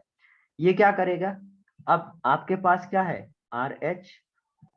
RH क्या है कि सामने X रेडिकल है, तो ये क्या करेगा? अब मैंने बोला ना एक रेडिकल हजार रेडिकल बना देता है, तो ये क्या करेगा? बोलेगा भाई मेरे को तुम मेरे साथ कंबाइंड हो जाओ ये रेडिकल। तो इसने क्या बनाया? R रेडिकल, और ये क्या हो गया? HX हो गया। करेक्ट। अब ये बार बार हुआ, ये इसने क्या बना? R radical. अब R रेडिकल X2 घूम रहा है। अब एक बार हमें कराने के लिए हमने एक एक्स रेडिकल बना दिया, अब ये बन गया। अब क्या? अब ये R रेडिकल क्या बोलेगा? भाई ब्रेक हो, और ये क्या हो जाएगा? RH plus X radical. अब ये X रेडिकल क्या करेगा? फिर से RH को R रेडिकल HX बनाएगा, फिर ये R रेडिकल X रेडिकल। तो ये वाला स्टेप क्या होता रहेगा बेटा? बार बार होगा, ये बार बार रिपीट होते चला जाएगा। और ये क्या हो जाएगा? आपका इंटरमीडिएट जो रिएक्शन के बीच में फॉर्मेशन होगा। क्या था एक्चुअली में? अपने पास RH था और बना क्या था? RX। बट एक्चुअली में बीच में क्या बनता है? R रेडिकल बनता है। तो ये R रेडिकल जो बीच में बनता है उसको हम लोग क्या बोलते हैं? इंटरमीडिएट। ये R इंटरमीडिएट फॉर्मेशन हो जाएगा। फिर थर्ड क्या होगा? थर्ड स्टेप होता है या इसको थर्ड स्टेप बोल सकते हो, इसको फोर्थ बोल सकते हो, इसको थर्ड, इसको फोर्थ, इन दोनों को आप चेन प्रोपोगेशन स्टेप बोलते हैं। इसको सेकंड, इसको थर्ड, इसको फोर्थ। और ये जो आपका फोर्थ होता है इसको आप लोग क्या बोलोगे, चेन टर्मिनेटिंग स्टेप। अब आपको क्या करना है, रिएक्शन को रोकना भी तो है, chain terminating step. Chain terminate कब होगी, जब आर रेडिकल खुद आर रेडिकल के साथ कंबाइन हो जाए। मतलब देखो पहले में क्या, इनिशिएट करने के लिए सिर्फ रेडिकल बना, इसमें क्या एक रेडिकल बना और एक खत्म हुआ। मतलब यदि बेटा रेडिकल बन रहा है, यदि कोई भी आपका रिएक्शन कराने के बाद रेडिकल बन रहा है तो वो रिएक्शन आगे जरूर जाएगी। हमारी चेन टर्मिनेटिंग स्टेप कौन से होंगे, वो स्टेप्स होंगे जो कि क्या करें, रेडिकल को खत्म करें। तो रेडिकल कब खत्म होगा, जब ये दोनों आपस में कंबाइन हो जाए। बाकी एक्स आपस में कंबाइन हो जाए। कोलिजन तो रैंडम होते हैं, कैसे भी हो सकते हैं। और आर रेडिकल एक्स रेडिकल के साथ कंबाइन होके क्या बनाए, सिर्फ आर एक्स बनाए। तो इस तरीके के कोलिजन को क्या बोलेंगे हम लोग, इस तरीके से ये जो स्टेप्स होंगे इनको क्या बोलेंगे, चेन टर्मिनेटिंग। क्योंकि अब बेटा इधर कोई रेडिकल तो मिल नहीं रहा है, यदि इधर कोई रेडिकल नहीं मिल रहा है इसका मतलब क्या है, इस इधर पर आपकी रिएक्शन स्टॉप हो जाएगी। तो इस तरीके से बना क्या, आर एक्स, बना क्या आर एक्स। तो इस तरीके से आर एक्स का फॉर्मेशन हो जाएगा आर एच से, और आपका ये इस मैकेनिज्म के थ्रू। नोट करो इसको।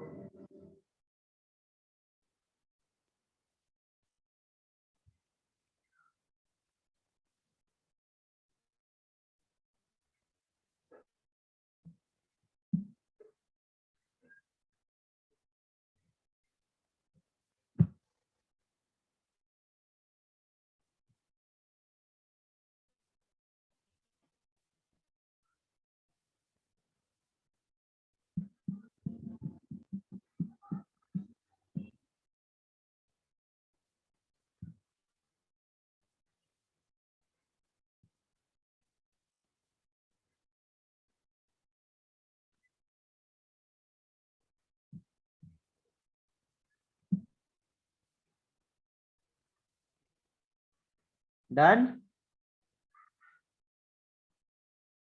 1 minute, 1 minute. ओके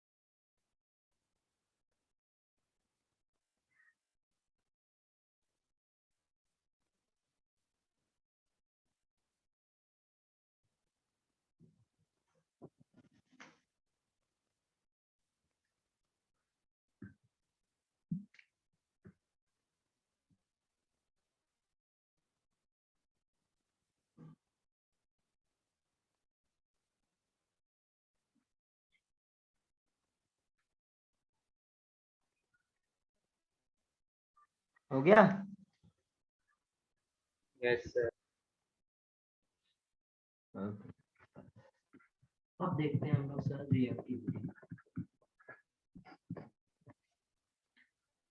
यदि आप, मैंने क्या सिखाया अभी, RH की रिएक्शन X2 के साथ कराओगे तो क्या मिलेगा, RX मिलेगा, X2 H न्यू के साथ क्या मिलेगा, हमें RX मिलेगा।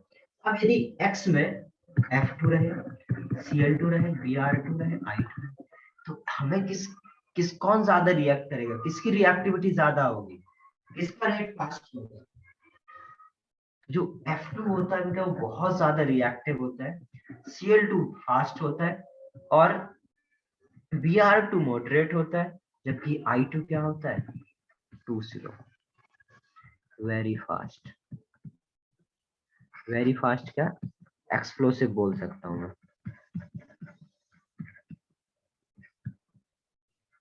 जबकि Cl2 क्या होता है फास्ट। ये क्या होगा आपका मॉडरेट। तो इस तरीके से बेटा इनकी रिएक्टिविटी होती है। यदि आप एल्केन के साथ F2 की रिएक्शन करा दो, एक्सप्लोजन होगा ना, बहुत फास्ट रिएक्शन होगी, इसलिए बेटा हम लोग कभी भी F2 के साथ रिएक्शन ही नहीं कराते एल्केन के। हमेशा प्रेफर क्या करेंगे Cl2 के साथ।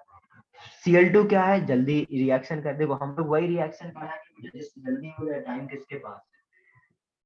तो कभी भी हम लोग F2 के साथ नहीं कराएंगे, Cl2 के साथ फास्ट होता है, Br2 के साथ आपको टाइम लगता है। अब ऐसा क्यों होता है ये समझ लेते हैं, ठीक है। तो अब ये समझने के लिए आप ये सोच ऐसे समझो कि यदि बेटा जो FF है, FF का बॉन्ड लेंथ मतलब इनको ब्रेक करना ज्यादा टफ है या II को ब्रेक करना ज्यादा टफ है? क्या होता है बेटा साइज स्मॉल होने की वजह से, ध्यान से सुनना, साइज स्मॉल होने की वजह से क्या होता है ये बॉन्ड वीक हो जाता है, क्योंकि just because of electronic repulsion करे थे हम लोग। साइज कम छोटे होने की वजह से, इलेक्ट्रॉनिक रिपल्सन होने की वजह से इनका जो स्ट्रेंथ है वो रिड्यूस हो जाता है और इसका बॉन्ड लेंथ क्या हो जाता है, सॉरी इसका बॉन्ड स्ट्रेंथ क्या हो जाता है, कम हो जाता है। तो इसको डिसोसिएट करने के लिए हमें कम एनर्जी की जरूरत पड़ती है, और यदि इसको डिसोसिएट करने के लिए कम एनर्जी की जरूरत पड़ेगी तो क्या होगा, ये फास्ट होगा। बट होता क्या है अभी मैं आपको बताऊं कि X को मतलब इनको FF Cl Br और I किसको डिसोसिएट करना ज्यादा इजी होता है, तो सबसे ज्यादा एनर्जी बेटा खर्च करनी पड़ती है हमें Cl क्योंकि साइज भी उतना छोटा नहीं है कि रिपल्सन हो सके, और इतना बड़ा होगा तो बॉन्ड अच्छा नहीं बनेगा। आपको पता है साइज इंक्रीज होती है तो बॉन्ड अच्छा नहीं बनता है। 2p2p इंटरेक्शन ज्यादा अच्छा होता है, 2p2p बॉन्ड ज्यादा अच्छा होता है एज कंपेयर टू 3p3p या 4p4p, करेक्ट। बट साइज की वजह से क्या हो जाता है F2 की बॉन्ड डिस्टेंस कम हो जाती है, ये मैंने आपको सिखाया था केमिकल बॉन्डिंग में सभी को। अब ये Br है, FF और IA, तो नॉर्मली होना क्या चाहिए था, FF का बॉन्ड स्ट्रेंथ ज्यादा होना चाहिए था, किससे Cl से, फिर Br फिर IA, क्योंकि आपको पता है 2p2p इंटरेक्शन ज्यादा अच्छे होते हैं, 2p2p बॉन्डिंग ज्यादा अच्छी होती है, फिर 3p3p फिर 4p4p 5p5p, करेक्ट। बट इधर होता क्या है F2 की साइज कम होने की वजह से, F का साइज कम होने की वजह से क्या हो जाता है बेटा, इलेक्ट्रॉनिक रिपल्सन बहुत ज्यादा होता है, और इलेक्ट्रॉनिक रिपल्सन ज्यादा होने की वजह से उसमें क्या हो जाता है, रिपल्सन इंक्रीज हो जाता है, और उसका जो बॉन्ड लेंथ है वो क्या हो जाता है, डिक्रीज हो जाता है due to small size, electronic repulsion increase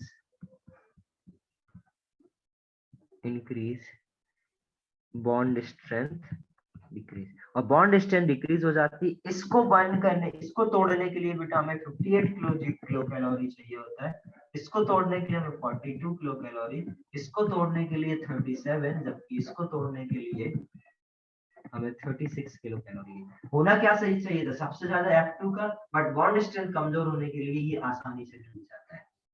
आप बोलोगे सर तो फिर तो Cl2 सबसे ज्यादा होना चाहिए था, सॉरी I2 सबसे ज्यादा रिएक्टिव होना चाहिए था। प्रॉब्लम क्या है बेटा, अब है तो सामने C रेडिकल ही, C रेडिकल को क्या करना है,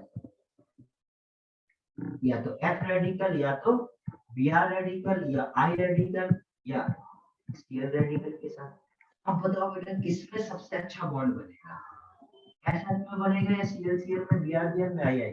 हाँ खर्चा इसमें ज्यादा हो रहा है बट बॉन्ड भी तो इसमें ज्यादा अच्छा बनता है, ये वाला बॉन्ड भी तो ज्यादा अच्छा बनेगा, ये ये वाला बहुत ज्यादा अच्छा बना है, इसमें खर्चा भी कम हो रहा है, बॉन्ड भी सबसे अच्छा बन रहा है, इसलिए इसका रेट क्या है, फास्ट। क्योंकि स्ट्रॉन्ग बॉन्ड बनाएगा, बॉन्ड स्ट्रॉन्ग बन रहा है, यदि बॉन्ड स्ट्रॉन्ग बन रहा है, अच्छा बॉन्ड बना है तो फॉर्मेशन जल्दी होगा। बट इसमें खर्च ज्यादा होगा बट बॉन्ड अच्छा बन रहा है, तो क्या हो जाता है, ये आपका फास्ट। बट इसमें दोनों में क्या, खर्चा तो कम है बट इसका बॉन्ड अच्छा नहीं बन रहा है, इसका बॉन्ड अच्छा नहीं बन रहा है, इसलिए रेट क्या होता है बेटा, ऐसा। आया समझ में अभी ये रेट सभी को?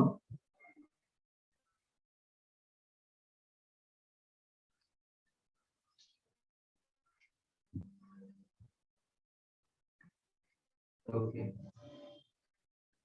बाकी लोग बताओ जरा, आया ना समझ में? बहुत Yes, मेहनत sir. से समझाया है, आना चाहिए सभी को समझ में ये।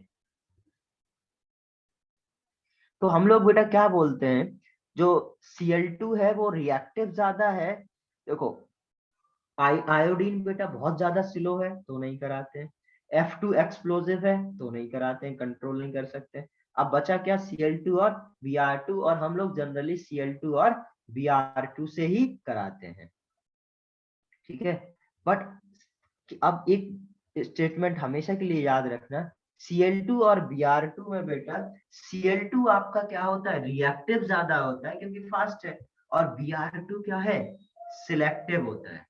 मतलब जहां पर आपका जो रेडिकल होगा वो ज्यादा स्टेबल होगा, वो आपका, मैंने आपको रेडिकल की स्टेबिलिटी सिखाई थी, मैंने बोला था जो पॉजिटिव चार्ज की स्टेबिलिटी होती है वही रेडिकल की स्टेबिलिटी होती है। तो जो रेडिकल जो जहां पर ज्यादा स्टेबल होता है वहां पर Br2 रिएक्शन ज्यादा करेगी, वहां पर उसकी यील्ड ज्यादा मिलेगी, और Cl2 बेटा जहां पर क्या होगा, कहीं पर भी हो रेट में बहुत ज्यादा फर्क नहीं पड़ता, यील्ड में बहुत ज्यादा फर्क नहीं पड़ता। हाँ ऑब्वियसली यदि रेडिकल ज्यादा स्टेबल है तो उसका यील्ड ज्यादा मिलता है। तो इतना आपको भी समझ में नहीं आया होगा, इतना लिखो फिर मैं आगे समझा रहा हूँ।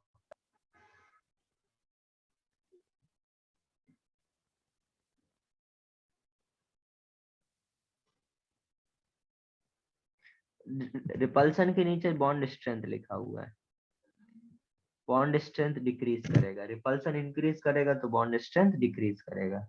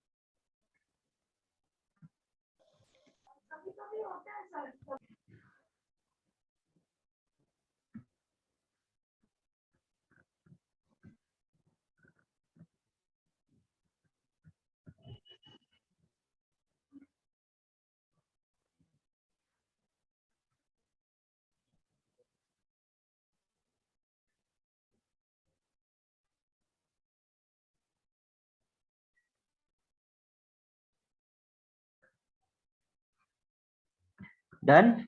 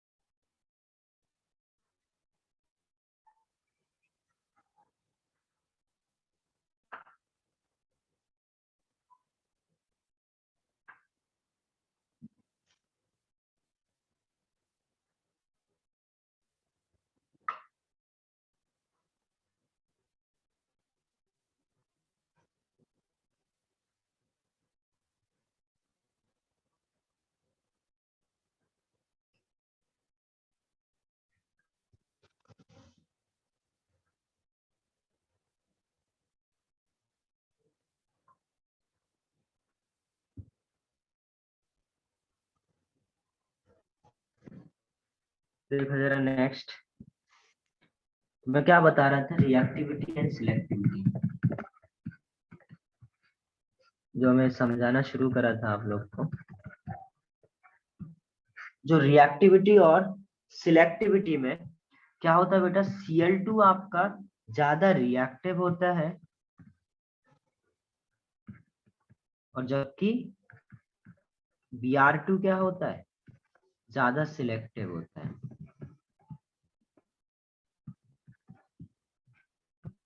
क्लियर है? यदि सामने बेटा Cl2 है तो Cl2 नहीं देखता कि भाई 2 डिग्री है, 3 डिग्री, 1 डिग्री है, ये तो आपको पता है ना। इसमें ये और इसमें बेटा बताओ कौन सबसे ज्यादा स्टेबल है, 1 डिग्री, 2 डिग्री, 3 डिग्री? स्टेबिलिटी का ऑर्डर पता है? ये ज्यादा स्टेबल होगा। जैसे प्लस की देखते हैं, ये क्या करेंगे, इंडक्टिव से स्टेबलाइज करेंगे और इनके अल्फाइज भी ज्यादा है, तो इसका क्या हो जाएगा स्टेबिलिटी का ऑर्डर ये। अब यदि Br है तो Br क्या कोशिश करेगा, 3 डिग्री पे बनाए, ठीक है। और और यदि Br 3 डिग्री पे बनता है तो उसका जो रिलेटिव यील्ड है वो बहुत ज्यादा आता है, ठीक है। अब देखो समझना ध्यान से, यदि आपके पास एक कंपाउंड है, ठीक है, यदि सपोज आपके पास ये कंपाउंड है, ठीक है, और एक ये इस तरीके से है। अब इसकी रिएक्शन मैंने Br2 के साथ कराई, तो Br2 क्या करेगा, Br2 का जो यील्ड मिलेगा वो, यदि देखो यहाँ पर Br लगेगा तो ये क्या होगा, 3 डिग्री वाला, करेक्ट। चलो मैं अलग से लगा रहा हूँ, छोटा छोटा सा कंपाउंड कर लेता हूँ, बार बार लिखना पड़ेगा। यहाँ पर Br, सपोज एक बार यहाँ पर Br, सबके पास H है ना, इसकी रिएक्शन Br2 H के साथ कराओगे तो क्या होगा भाई, इधर लग सकता है इस H को रिप्लेस करके, तो यहाँ लगा दिया। डिफरेंट कंपाउंड बनाने हैं, यहाँ पर लग सकता है भाई इस H को रिप्लेस करके इधर पर एक Br लग सकता है, और कहाँ लग सकता है, जैसे हम लोग आइसोमर में करे थे, यहाँ पर इधर पर Br लग सकता है इस H को रिप्लेस करके, और क्या कर सकते हैं, यहाँ पर एक Br लग सकता है, करेक्ट। बट इसमें कंपाउंड नहीं चेंज करना है, पता चले फिर आप इस फॉर्मूले के आइसोमर बनाने लगो। जो आपको दिया है उसके कितने पॉसिबल है, उसके कितने पॉसिबल है, एक H इधर लगा सकते हो, इन दोनों पर लगाना सेम होगा, एक इधर एक इधर एक इधर, करेक्ट। तो इतने कंपाउंड मिले। अब आपसे देखो, जैसे मैं बोलता हूँ ना, मेजर और माइनर बेटा डिपेंड करता है यील्ड पर, यील्ड कितना मिल रहा है। अब जैसे आपको पता है ये चारों कंपाउंड, आपको आपने रिएक्शन कराई और आपको ये चारों कंपाउंड मिलेंगे, कौन ज्यादा, तो ऐसा बोला जाता है कि Br2 बहुत ज्यादा सिलेक्टिव होता है, और जो इसका यील्ड होगा, जो इसका यील्ड होगा वो करीब 1600 टाइम्स ज्यादा होगा।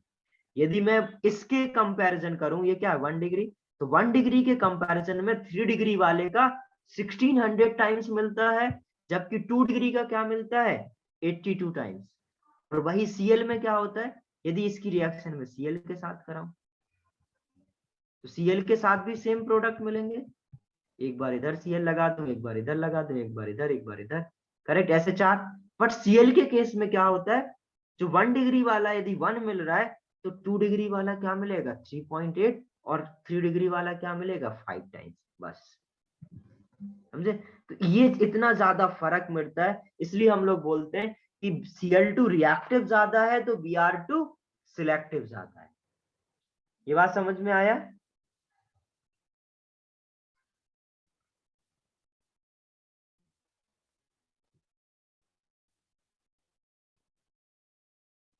हाँ, आइसोमेरिज्म में जैसे बेसिकली, अब हमने क्या सीखा अभी तक, हमने क्या सीखा, आर एच को क्या बनाना है, आर बी आर। तो अब जहां जहां एच है, जितने पॉसिबल प्रोडक्ट बन सकते हैं सारे बनेंगे, करेक्ट, सारे रेडिकल बन सकते हैं, सारे एच निकल सकते हैं, एच ही तो टूटना है, एच ही को तो ब्रेक करना है, एच तो कोई भी ब्रेक हो सकता है, बहुत सारे एच है, तो ये सारे कंपाउंड मिलेंगे। आया समझ में? तो इससे लिखने से पहले ये लिखो, मैं एक टेबल बना रहा हूं,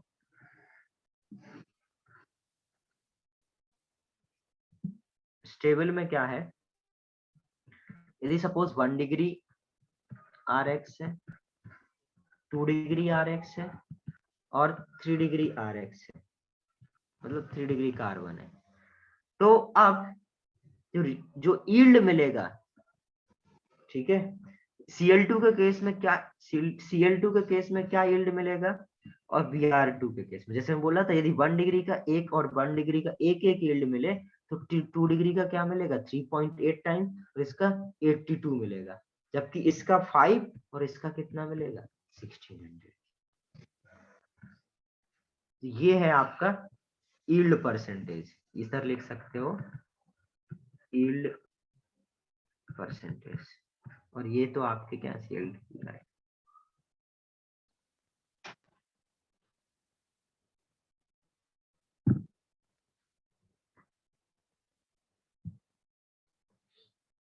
नोट कर लेना, तो पीछे वाला पेज दिखा दूंगा।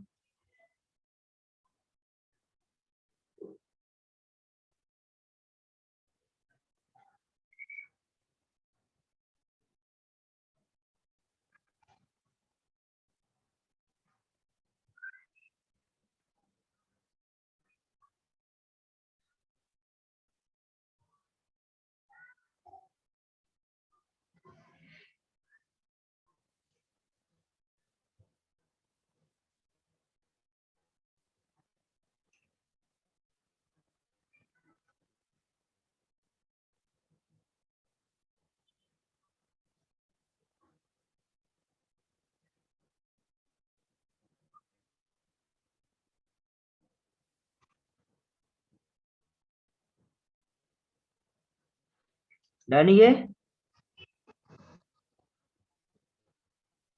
लिख लो। इस तरीके से यदि इसकी रिएक्शन Br2H के साथ कराएंगे तो ये आपके सारे प्रोडक्ट मिलेंगे।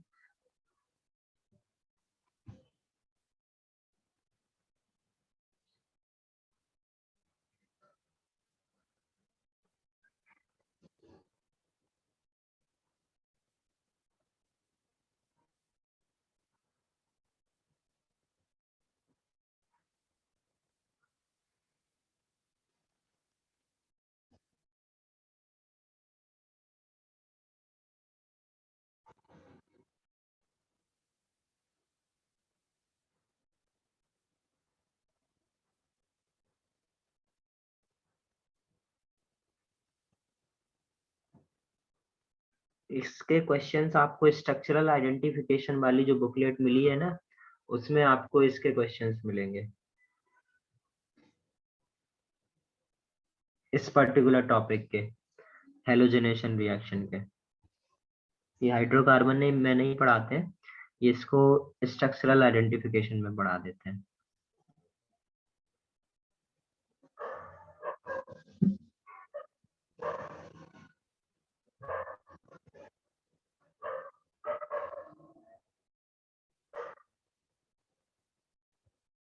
डन ये 1 minute, 1 minute.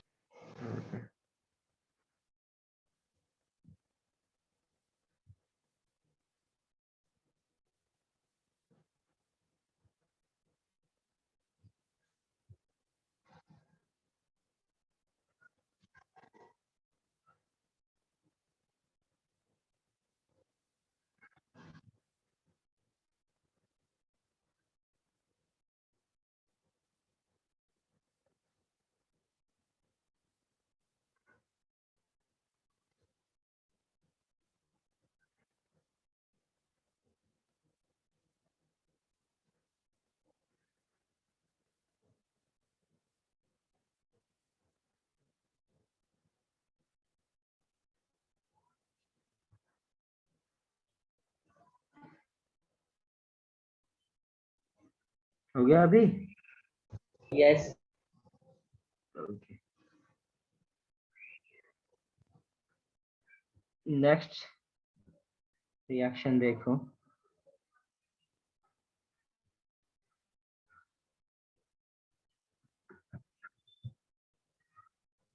अच्छा, एक काम करो, ये बताओ, सबसे पहले तो Cl2H के साथ इसके कितने प्रोडक्ट मिलेंगे, कितने डिफरेंट मोनो क्लोरिनेटेड, मतलब आपको क्या करना है बेटा, एक सीएल लगाना है और आपको इसके डिफरेंट मोनोक्लोरिनेटेड प्रोडक्ट बताना है। मोनोक्लोरिनेटेड प्रोडक्ट फाइंड आउट करो, number of monochlorinated product.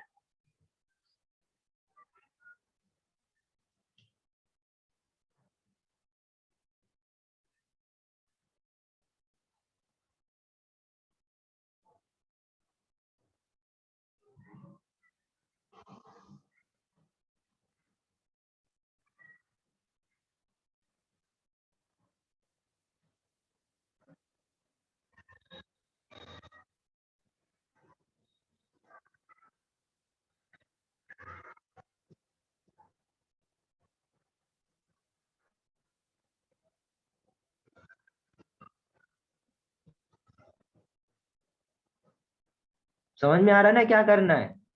H है, रिप्लेस कर सकते हो आप, डिफरेंट एच बनाने हैं आपको, कितने डिफरेंट मिलेंगे। मैंने ये स्ट्रक्चर बना के दिया है तो इसी स्ट्रक्चर के बनाने हैं, चेंज मत करना। इससे आपको कितने डिफरेंट मोनोक्लोरिनेटेड प्रोडक्ट मिलेंगे।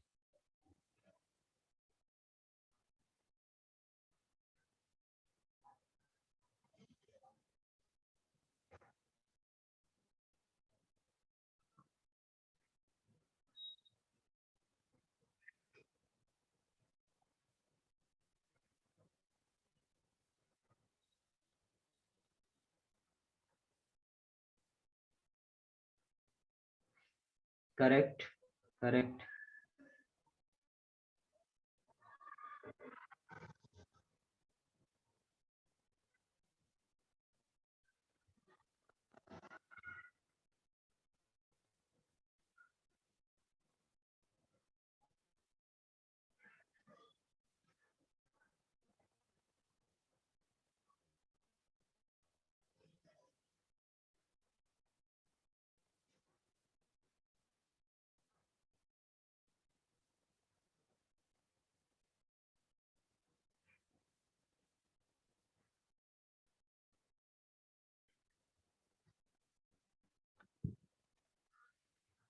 क्या हो जाएगा इसका, यदि इसको, ये इस पर कितने डिफरेंट एच मिले, यदि ये वाला एच रिप्लेस करें इधर क्या मिलेगा, सी सी सी सी एल। यदि ये वाला एच रिप्लेस करें तो क्या मिलेगा, सी सी सी सी और इधर सी एल। यदि ये वाला एच रिप्लेस करें तो क्या मिलेगा, सी सी सी सी और, क्या इसके अलावा यदि इधर लगाऊं तो कुछ मिलेगा नहीं। तो मोनोक्लोरिनेटेड प्रोडक्ट कितने मिलेंगे मेरे पास, 1 2 3, टोटल कितने मिले। आगे से समझ में सभी को। अब यदि मैं इसी क्वेश्चन को ऐसे पूछता, C5H12 की रिएक्शन Cl2HNO के साथ कराऊं, फाइंड द, लिख देता मैं, product, find total number of product, total number of products. इसका आंसर बताओ। ये समझ में आ गया ना सभी को क्या कर रहा हूं मैं, H को रिप्लेस कर दो Cl से, बस सिंपल।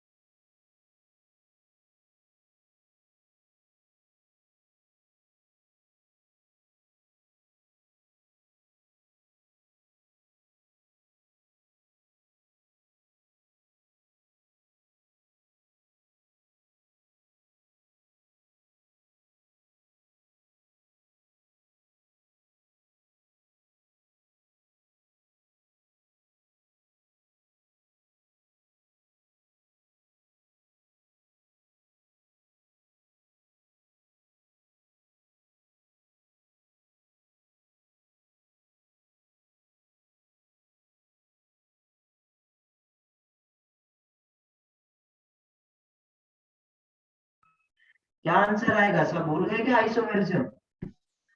इसके कितने टोटल प्रोडक्ट बनेंगे?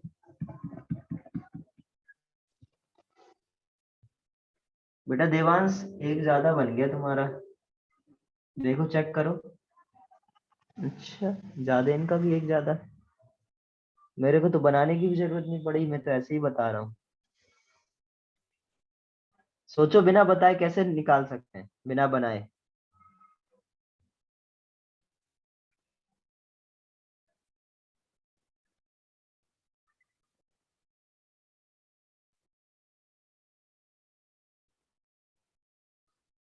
हरनव तुम्हारा एक कम रह गया।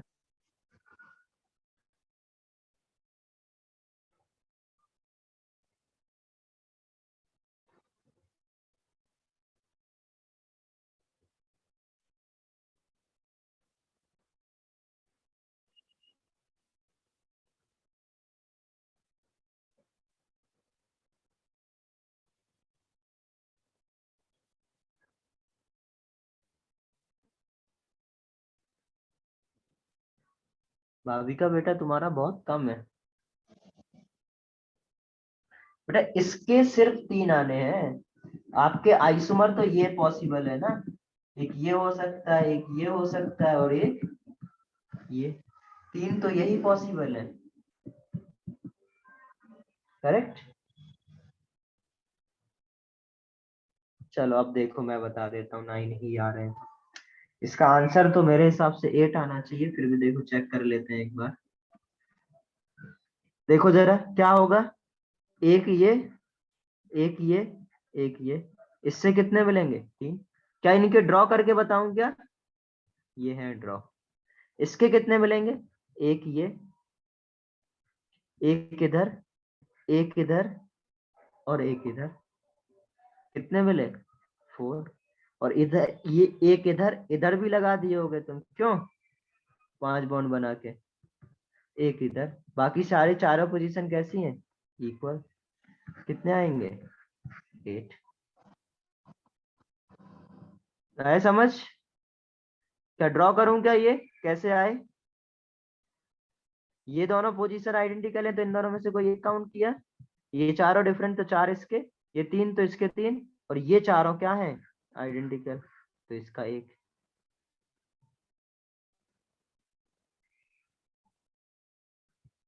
समझे ना? तो ये कितना आ जाएगा? 8। अब बिना बिना ये सब बिना किए क्या करना था? मैंने क्या बोला आपको? क्या लगाना है? Cl Cl फिक्स कर दो। कितने कार्बन है? C5। C5 का क्या आंसर आता था? C5 एल्काइल को आप कितने तरीके से स्विच कर सकते हो? 8। टेबल बनवाई थी एल्काइल वाली, तो उससे कर सकते थे, तो आपको ड्रॉ भी नहीं करने पड़ते, 1 मिनट में आंसर आ जाता। देखो रिवाइज नहीं करोगे भूल जाओगे, और भूल जाओगे तो बेटा ये सब, अब मैंने बोला आइसोमेरिज्म आपको हर जगह यूज होगी। आपको ये रिएक्शन आती भी है फिर भी आप आंसर नहीं निकाल पाओगे, तो रिएक्शन भी आनी चाहिए और आइसोमेरिज्म भी आनी चाहिए। यदि रिएक्शन पता है आपको कि आपको ये तो याद था कि भाई H रिप्लेस हो जाता है Cl से, बट इसमें गलती कर दोगे आइसोमेरिज्म में तो भी गलत हो जाएगा। और मैंने ये बताया है एल्काइल को आप कितने तरीके से स्विच कर सकते हो? 8 तरीके से, तो सिंपल आंसर 8 आना था। और नहीं भी याद तो भाई निकाल लो, कितना टाइम लगता है? इतना प्रैक्टिस किए हो आइसोमेरिज्म में, तो उसको यूज करो। नोट करो इसको।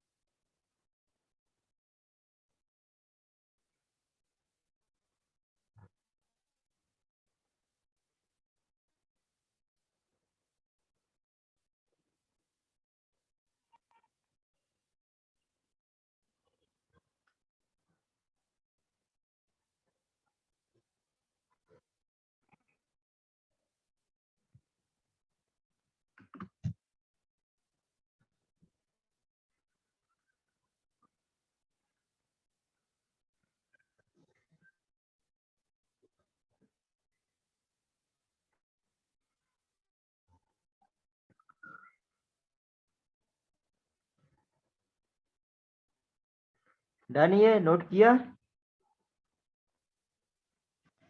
इसका क्या होगा आंसर?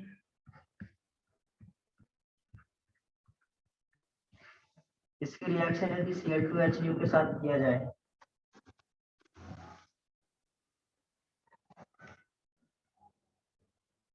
अब ये याद रखना बेटा, ये वाले हाइड्रोजन एल्केन नहीं है, एल्केन वाले हाइड्रोजन कौन से? सिर्फ ये। तो अब जब ये Cl2H की रिएक्शन कराओ तो हमेशा सिर्फ और सिर्फ कहां पर करोगे?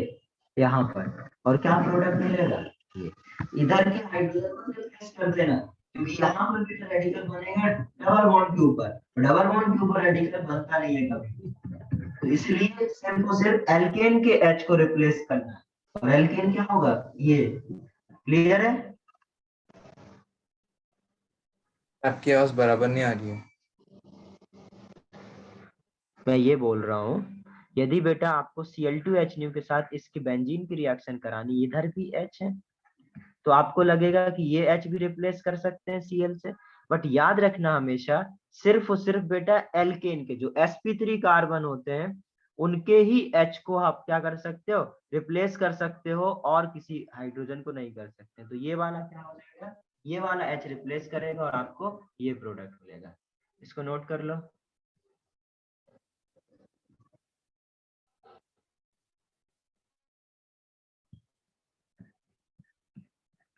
यदि इसके साथ रिएक्शन कराई जाए, तब आप यदि इसके साथ रिएक्शन कराए, अब सारे क्या है? सैचुरेटेड कार्बन है, एल्केन है, तब आपको क्या मिल जाएगा?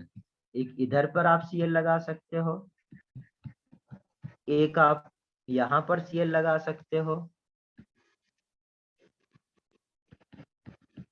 एक आप यहाँ पर Cl लगा सकते हो, एक आप यहाँ पर Cl लगा सकते हो। बेसिकली जितने भी डिफरेंट पॉसिबल है वो सारे बना सकते हो। तो इससे कितने मिलेंगे? इसके 5 प्रोडक्ट्स। आगे समझ? और इसके कितने मिलेंगे? 1 प्रोडक्ट। क्योंकि आप सिर्फ और सिर्फ सैचुरेटेड कार्बन पर जहां पर रेडिकल बन सकता है वो वाला ही सिर्फ आप रिप्लेस कर सकते हैं। आगे समझ में? इस तरीके से आप लोग निकाल लेंगे कितने किसके प्रोडक्ट मिलेंगे, कितने आपके मोनोक्लोरिनेटेड प्रोडक्ट मिलेंगे। कोई पूछ ले डाइक्लोरिनेटेड प्रोडक्ट बताओ, तो भाई फिर 2-2 Cl लगाओ। हर एक कंपाउंड में क्या लगने चाहिए? 2 Cl लगने चाहिए, तो डाइक्लोरिनेटेड प्रोडक्ट बनेंगे। आया क्या समझ में ये पूरा कॉन्सेप्ट? मोनोक्लोरिनेशन मतलब Yes, मोनो sir. हेलोजिनेशन, या मैं इसी को क्या बोल सकता हूँ? Halogenation reaction. मैंने आपको सारा चीज बता दिया। इतना नोट कर लो, जिसका हो जाए वो लीव कर सकता है, बाकी लोग नोट कर लो।